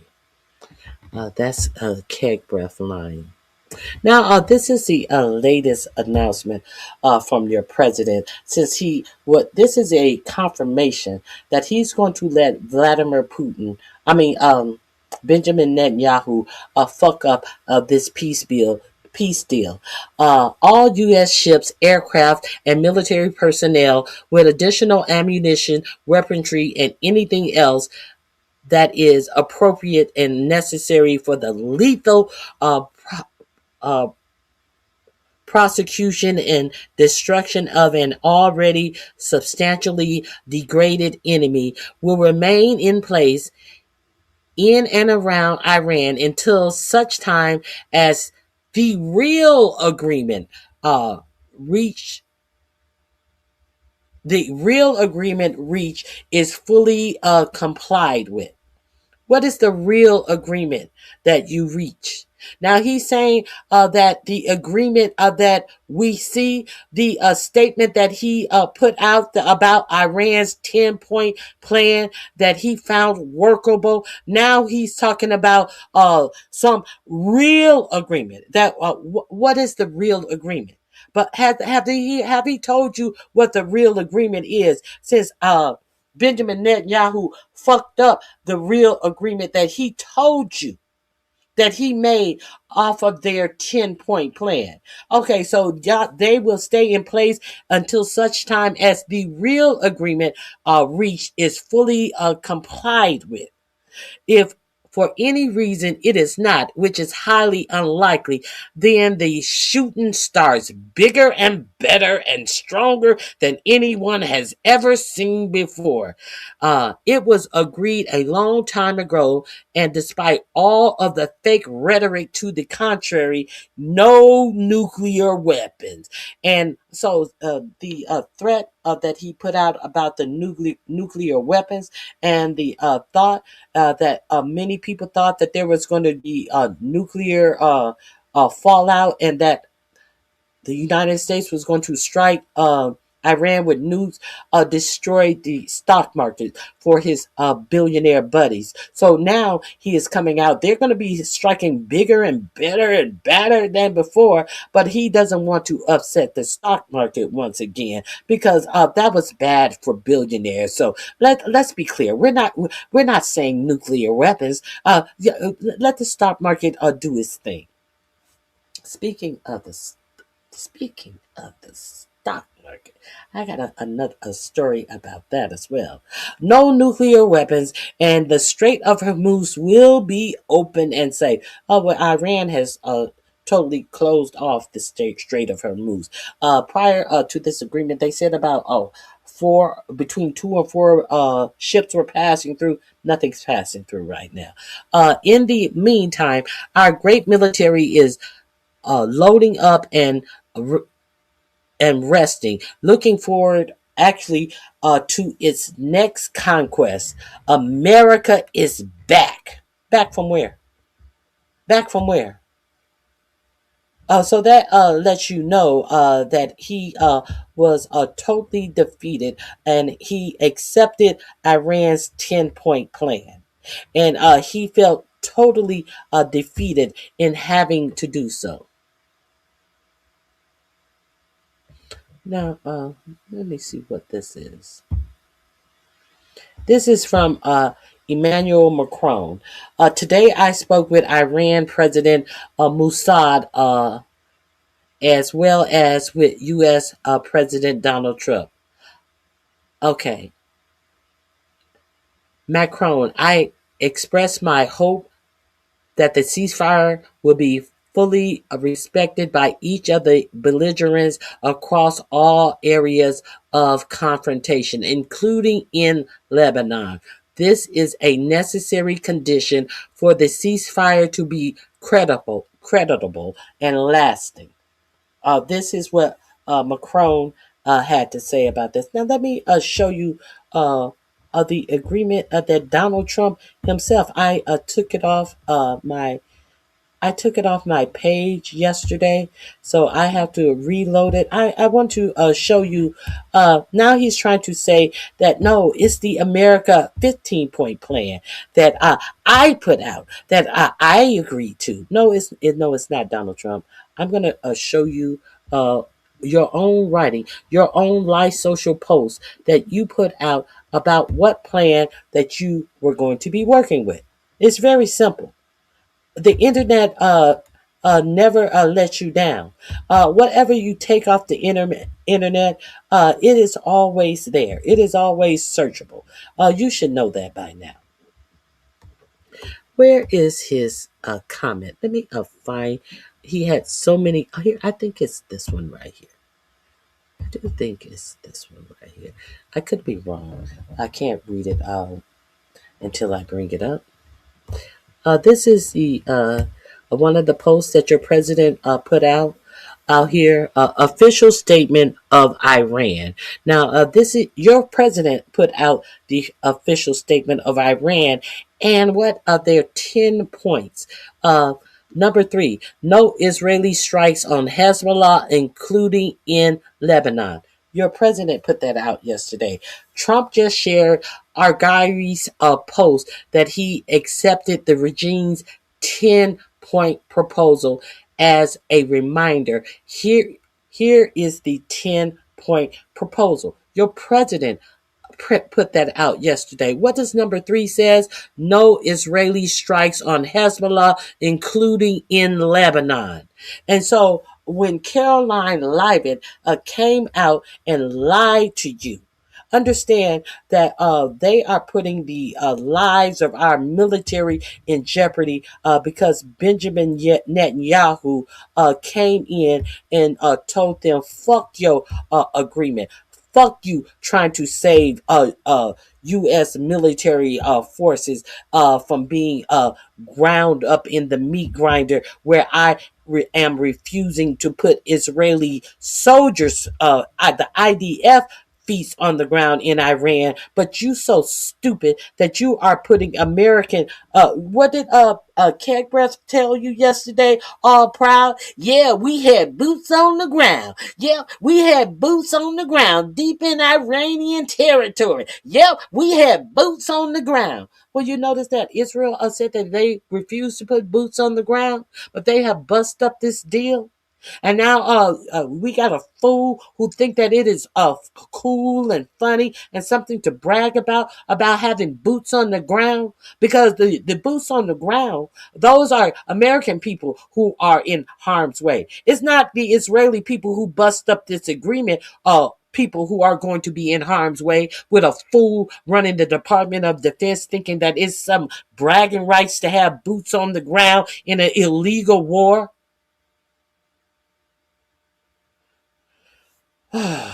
Jesus. Okay. I think that I don't even need to search any further. I think I found the actual. Let me see. It may be. I think there may be one more post from the idiot admitting. Here it is. Let me share this one with you. While Caroline Leavitt is trying to lie and say what the administration did or did not agree to, this is a post from 4547.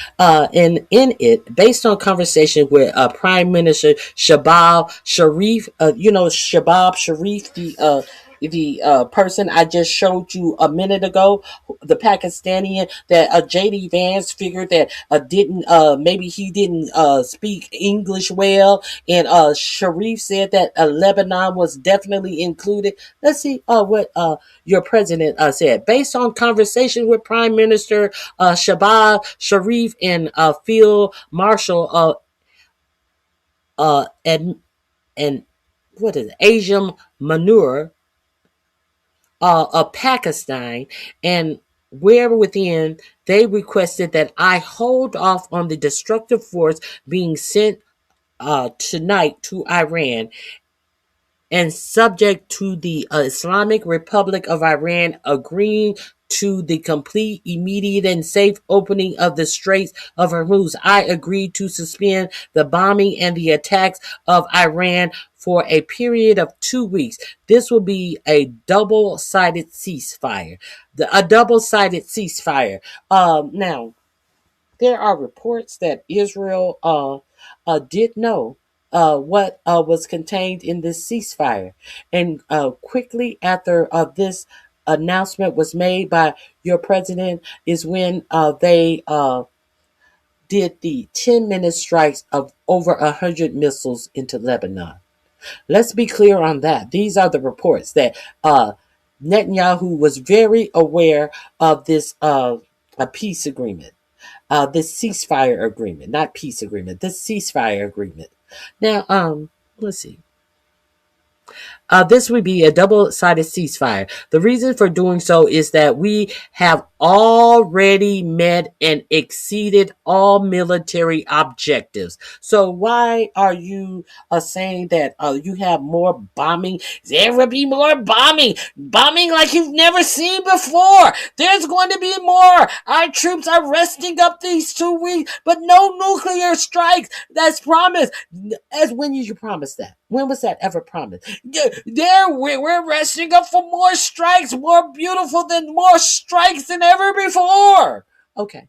Also, yesterday, he told you that we have met and exceeded all military objectives, and we are very far along with the defensive agreement concerning long-term peace with Iran and peace in the Middle East. We received a 10-point proposal from Iran and believe it is a workable basis on which to negotiate. Almost all of the various points of past contention have been agreed to between the United States and Iran. What did Caroline Leavitt tell you yesterday? The bitch lied. The bitch said that they had agreed to a 10-point plan, but the first 10-point plan that Iran gave them was so ridiculous that they threw it right in the trash. But what is stated about the contentions that may have been in any previous 10-point plan?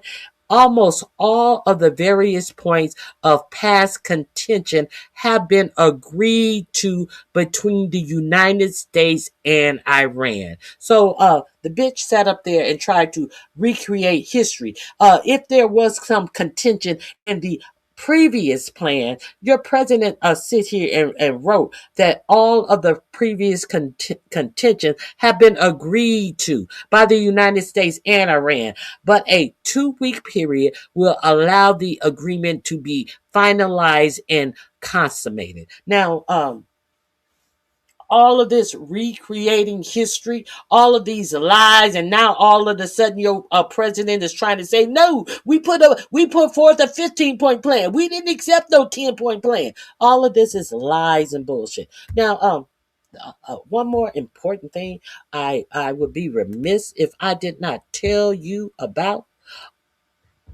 Let me pull this story up. Let me pull this story up. If you are unaware of this, you are going to be you may not even be surprised. I'm telling you. You may not even be surprised about this. Let me find this story. Where is it? Where is it? Is it here? No, it's not here. Hold on one second. Let me retrieve this other story that I want to make. I'm pretty sure you'll be quite disgusted though. Hold on.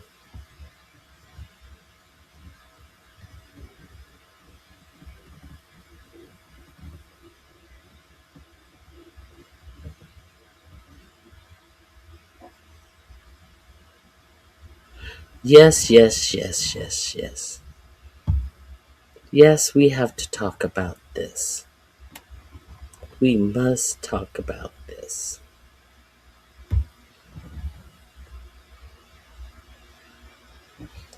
Are you guys familiar? It's kind of like a betting site, Polymarket. If you're not familiar with Polymarket, a lot of things have been suspected to be some way to basically do insider trading via Polymarket. If you're not familiar with Polymarket, they make bets on political things. And one of the things about Polymarket is that it has been quite peculiar how right before your president is about to make announcements about raising and lowering tariffs and all of these types of things, that some mysterious people are making millions of dollars, placing bets about 15 minutes or a half hour before your president comes out with these announcements, and they're making millions of dollars. Now, it has been questioned, who are these people who are making these strange bets 15 minutes before your president comes out and make these announcements? Have you guys heard of Polymarket? Have you guys heard about the controversy behind Poly? You need Jesus as well, Johnny. Go find him and hit the like button on your way out, Johnny. More people are going to be taking out. He's always lying. They doing too much. I concur, Foot Soldier. Now, let's get into this. Let me share. Somebody asked AI, could poly market be rigged? Let me see. Is this the one? I hope I didn't. I hope I didn't erase the poly market question. Trying to get to. I think this. Okay, here we go. The question was, is the Trump family associated with poly market? Someone asked AI, is the Trump family directly associated with poly market? And AI answer was, yes, the Trump family is directly connected to poly market. As of 2025-2026, Donald Trump Jr. is an investor in poly market through his venture capital firm 1789 Capital and serves as an advisor to the platform. This connection has raised concern about potential conflicts of interest as the Trump administration has eased regulations on the prediction market industry. They call it a prediction market. Key details regarding the connection include investment and advisory roles. This is the key details that Trump Jr. does. Investment and advisory roles. Donald Trump Jr. holds a role on the advisory board of the poly market and is associated with significant financial backing from 1789 Capital. Regulatory support. The second Trump administration has been favorable towards prediction markets, with the CFTC dropping efforts to restrict platforms like Polymarket. Conflict of interest concern.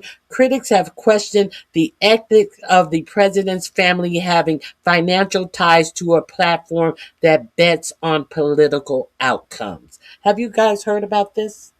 Have you guys heard about this? Because there now. This is a shadow company where it's hard to figure out who is making these bets 15 minutes before 47 comes out, and it's making hundreds of millions of dollars on these bets on political situations. If you guys haven't heard about this, let me share with you the article that Politico has on Polymarket. Donald Trump Jr. Tool of investment, as it were. I'm going to put this in my video file under what are they? Grifters. Under grifters, you will find the poly market article. It appeared in Politico. It is in my description link. Go there and connect with it and read it for yourself. Okay, let's get into this. Now, this last thing that they are concerned about is that some of these things happen to be new accounts, newly minted accounts. So they believe that people are getting this inside information and then creating new accounts, newly created poly market accounts. Big bet on U.S.-Iran ceasefire in hours before Trump's announcement. Now, so they are suspecting that these people are since it has been in the news how all of these announcements that Trump's have made 15 minutes before he makes these announcements that people are making bets, unusual bets at unusual times right before. So newly created poly market accounts, big bet big on U.S.-Iran ceasefire in hours before Trump's announcement. Don't you find that peculiar? Well, Politico finds it peculiar. The bets came amid the president's escalating rhetoric and a few signals that a deal was imminent. That's why it's strange. A Polymarket advertisement shows Zoran Mandani and Andrew Cuomo ahead of the New York City mayoral election on Tuesday, November 4th in New York City. These are things that they are trading on. Now, these are the things that they're trading on political things, not games. Well, they really trade on everything, but they have a big section of political. They call them predictions, not bets. They just say these are predictions. New York, a group of new accounts on the prediction market, Poly Market, made highly specific, well-timed bets on whether the U.S. and Iran would reach a ceasefire on April 7th, resulting in hundreds of thousands of dollars in profits for these new customers. The bets were made even though in the hours before a 2-week ceasefire was announced on Tuesday, President Donald Trump rhetoric had escalated sharply, and there were few signals that a ceasefire deal was imminent. Early in the day, Trump had issued a warning on social media that a whole civilization will die tonight if Iran did not meet his demands to open the Strait of Hormuz by 8 p.m. Eastern Standard Time deadline. An analysis of publicly available blockchain data from Polymarket using the crypto analysis platform Dune shows that at least 50 accounts or wallets placed substantially yes bets Tuesday before Trump announced the ceasefire in a Truth Social post at around 6:30 p.m. Eastern Standard Time. These were the first bets made by these particular wallets. One of these wallets, created Tuesday at around 10 a.m. Eastern Standard Time, placed roughly $72,000 bets at an average price of 8.8 cents. The buy-in for each betting event ranges from $0 to $1 each, reflecting a 0 to 100% chance of what users think could happen. This Polymarket user then cashed out for a profit of $200,000. Another which joined the platform on April 6th and traded on this exact event shows a win of $125,500. Another wallet created at 12 minutes before Trump's post made $31,908 of yes bets at 33.7 cents and is estimated to have earned a profit of $48,500. The higher price for yes at the time may have reflected the efforts late Tuesday by government of Pakistan to get Trump to extend his deadline by 2 weeks. Okay. There is also a possibility that these individual Polymarket users placed their bets expecting Trump to back down, given his habit during his second term to make bold threats only to retreat, a phenomenon his critics have derived as Trump always chicken out or taco, while some users took handsome profits and others must wait for payouts because Polymarket has labeled the April 7th Iran-U.S. ceasefire contract as disputed, given that Iran was still placing restrictions on ships passing through the Strait of Hormuz and missile attacks in the region continued. The dispute could take 48 hours to resolve. So, they paid the people who made the most money and then put a hold on the payouts for everybody else. Isn't that interesting? Isn't that interesting that some people got their payout? The people that made the payouts earlier on and made the most money got paid out. Isn't it funny that public blockchain data cannot identify who controls the new wallets? Polymarket used proxy smart contract wallets, meaning a single user can create multiple accounts. Only Polymarket has the internal data needed to determine whether these were new user or existing users opening additional accounts. And are they going to tell you? No, they're not going to tell you. Polymarket did not respond to a request for comment. So there you go. Another Trump affiliated business that is making bets on political moves that Trump may or may not make. And people are making a lot of money betting on things that it seems like the regular person. Well, I guess that's what bets always are. A regular person may not know what the outcome is going to be. But the peculiar thing about all of this is it is made between hours and minutes of your president announcing his decisions on live social. So if you guys were not aware of this stuff going on, those are some things that I wanted to make you aware of. And a couple of more things, the last two things that I definitely wanted to make you aware of is the illegality that Benjamin Netanyahu is raining down on the press. As you know, Benjamin Netanyahu IDF killed 3 members of the press in Lebanon.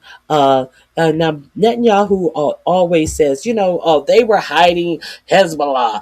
They are Hezbollah insiders. So now in Lebanon also, you will be disgusted to understand in those 100 missiles that rained down on Lebanon right after the ceasefire was announced within a 10-minute period of time. Benjamin Netanyahu forces struck a funeral and killed everybody who was a part of the funeral procession. Let that sink in. This is the depraved mind that our government is supporting and propping up and allowing to interrupt any type of peace a deal that is brokered to save our own troops. Let that sink in. 3 United Nations experts have called for an independent, thorough investigation into Israel's recent killing of 3 journalists in Lebanon, denouncing the deadly incident as another egregious attack on press freedom by Israeli forces. Okay, now, let me see. Let me see what else I want to share with you. Israeli military killed Al Maina, journalist Fatama Futani, and her brother, freelance photojournalist Mohammed Futani, and Al Manar's Alab Shabab in a targeted strike on their car in southern Lebanon on March 28th. If you hadn't heard about this, now let me see. Israel officials know this. They choose to ignore it, emboldened by impunity for their previous killing of journalists in Lebanon, Gaza, and the West Bank.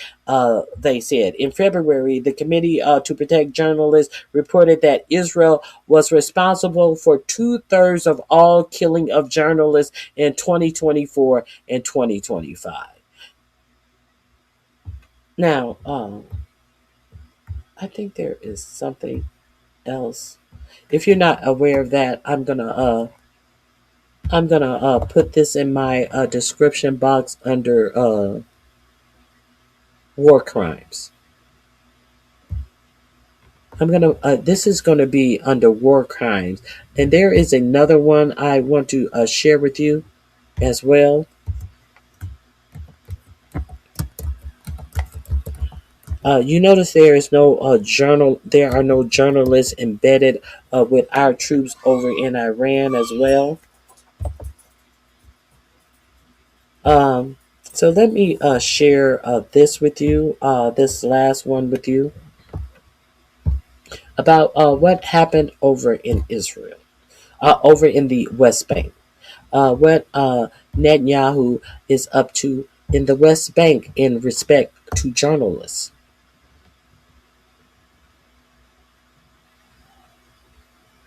Let me see. Here it is, right here. This is the Palestine Chronicle. Israel kills journalists in Gaza strike as media death toll surges. This is dated April 9th. If you are unaware, this is the latest journalist killed in Israel. Israel has killed over 262 journalists because they do not want the story out. They do not want the visuals out of what they have been doing over in Palestine. And this happened, I think, the day before yesterday. Okay. Two Palestinians, including journalist Mohammed Washi, were killed on Wednesday in an Israeli strike targeting a vehicle on Al Rashid Street, west of Gaza City. Local sources confirmed that Washi was assassinated in a strike on a vehicle in the Shika Aline area. So here is a picture of people discovering the vehicle.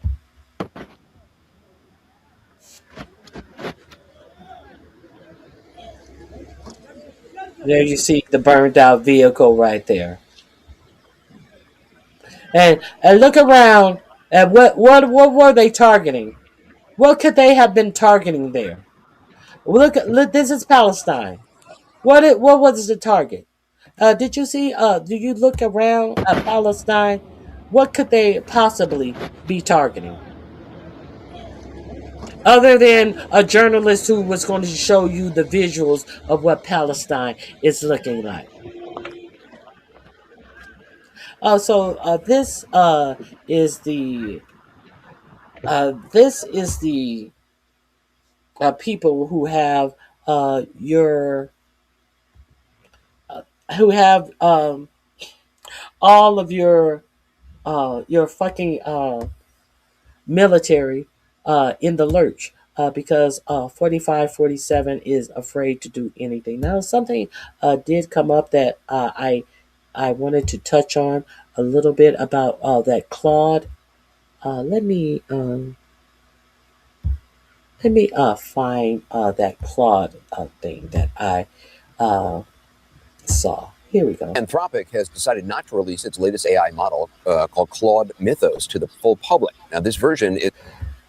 Let me make sure it's not playing too quickly. They're not. Anthropic is the one that our military is using, and our military said since they won't give them an opportunity to mass survey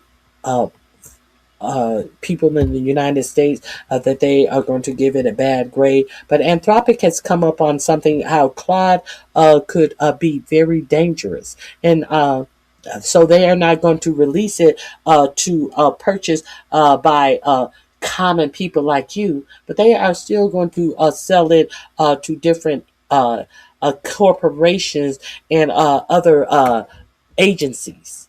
So if you find that it's not good enough because people may be able to rob and steal from individuals if they find a hole in a file and they are able to get in there and do something nefarious to if an individual can do this, why would you still sell this to a company or an agency? This is what Claude is doing, even though they know it has a flaw where it can fuck people up.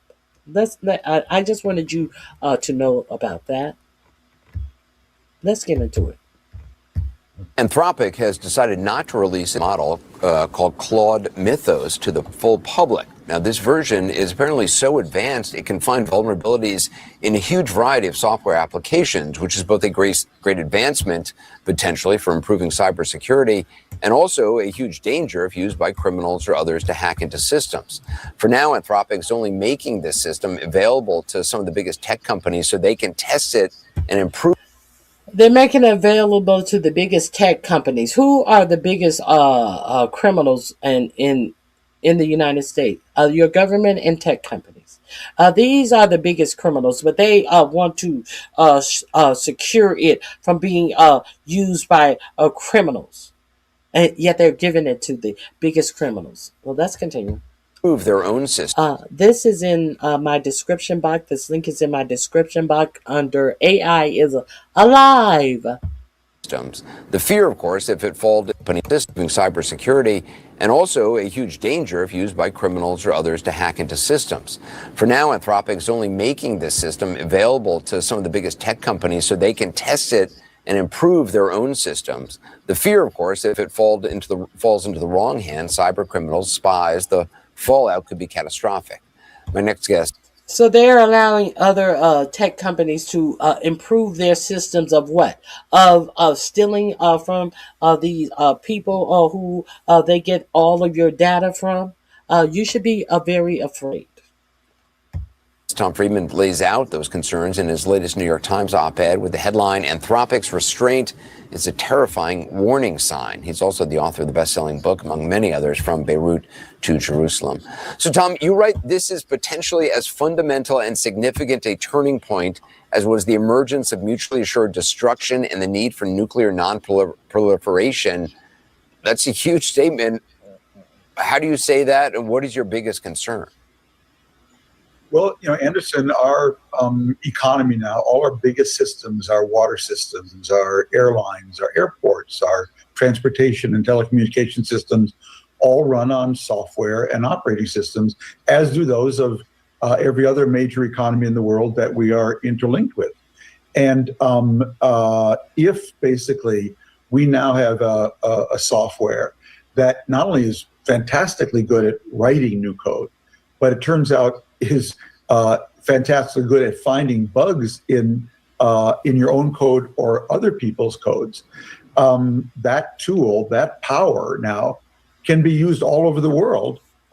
It will be in the hands of everyone. Imagine a world where everyone had a nuclear bazooka, basically. And because it's so easy, a cyber threat that used to be confined to.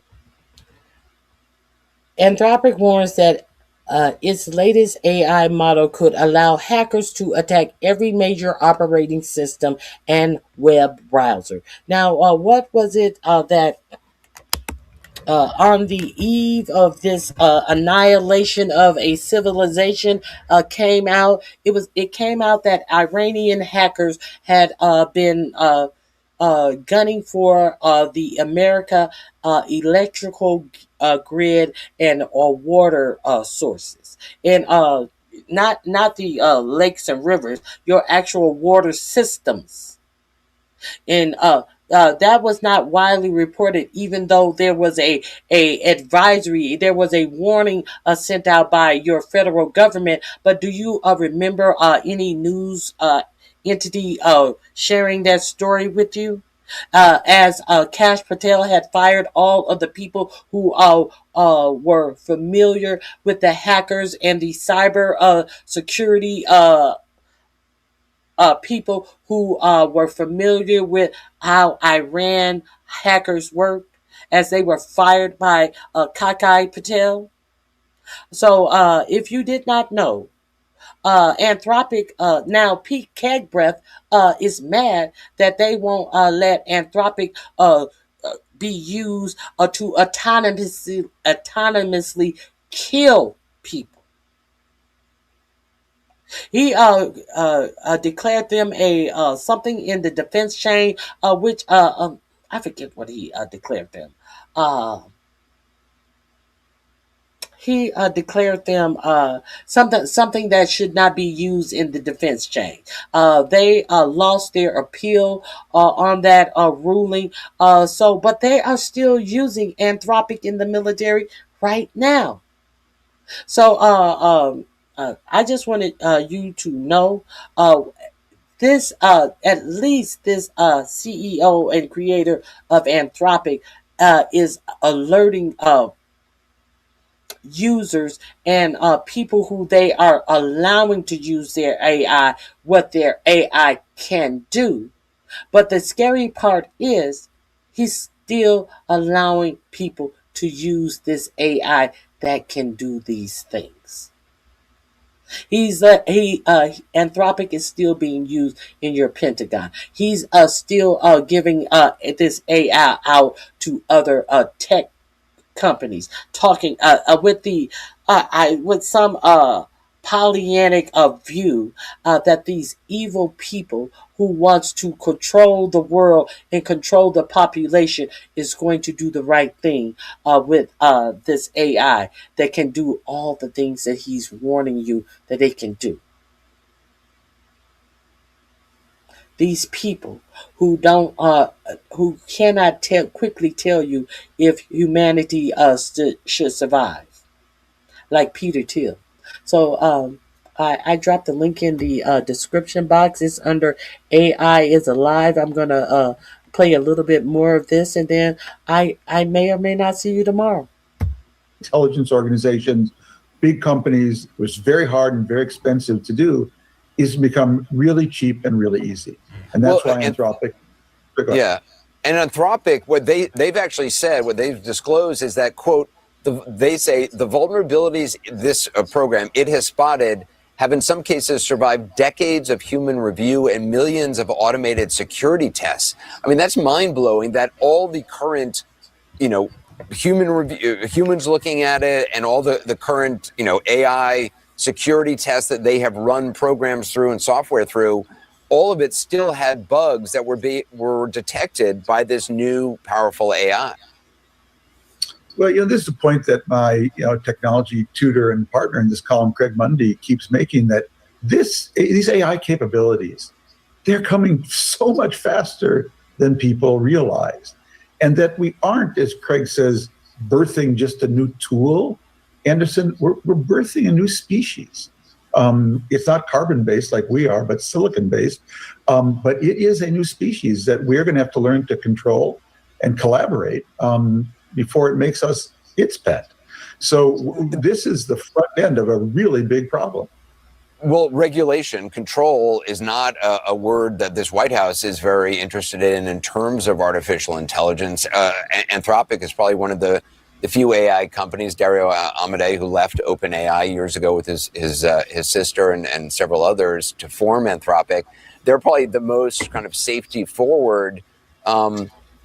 Do you think that there will be, given now this development and others, some sort of move to, really look at kind of regulation or even from government to government? I mean, even with some of America's adversaries, you've written about the idea of the U.S. and China kind of getting together on this.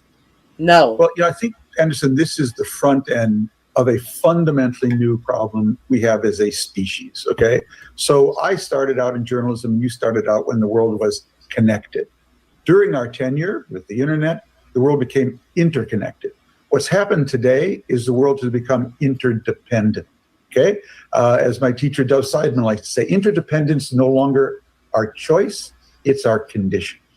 Now, we are going to rise together or we're going to fall together. But baby, whatever we're doing it together. Now, we can discover that early or we can discover that late, but we will discover that. It's true about climate, but it's also true now about cyber tech and all of these communication systems. No company alone can solve this problem. Therefore, no country alone can solve this problem. And therefore, sooner or later, the two tech superpowers, the US and China, are going to have to sit down and work out this problem together, learn how to compete and cooperate on AI, because we are interdependent. That is our condition. It's not a choice.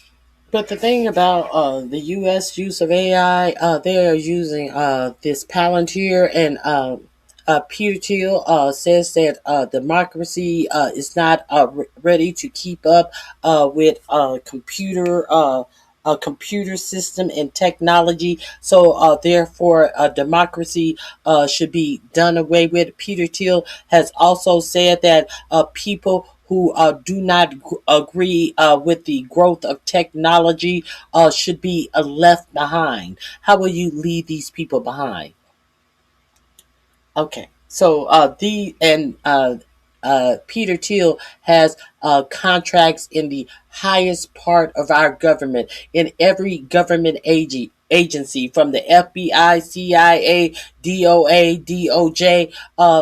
This is the person who says that if you are not on board with this technology shift, you are useless, and you shouldn't exist.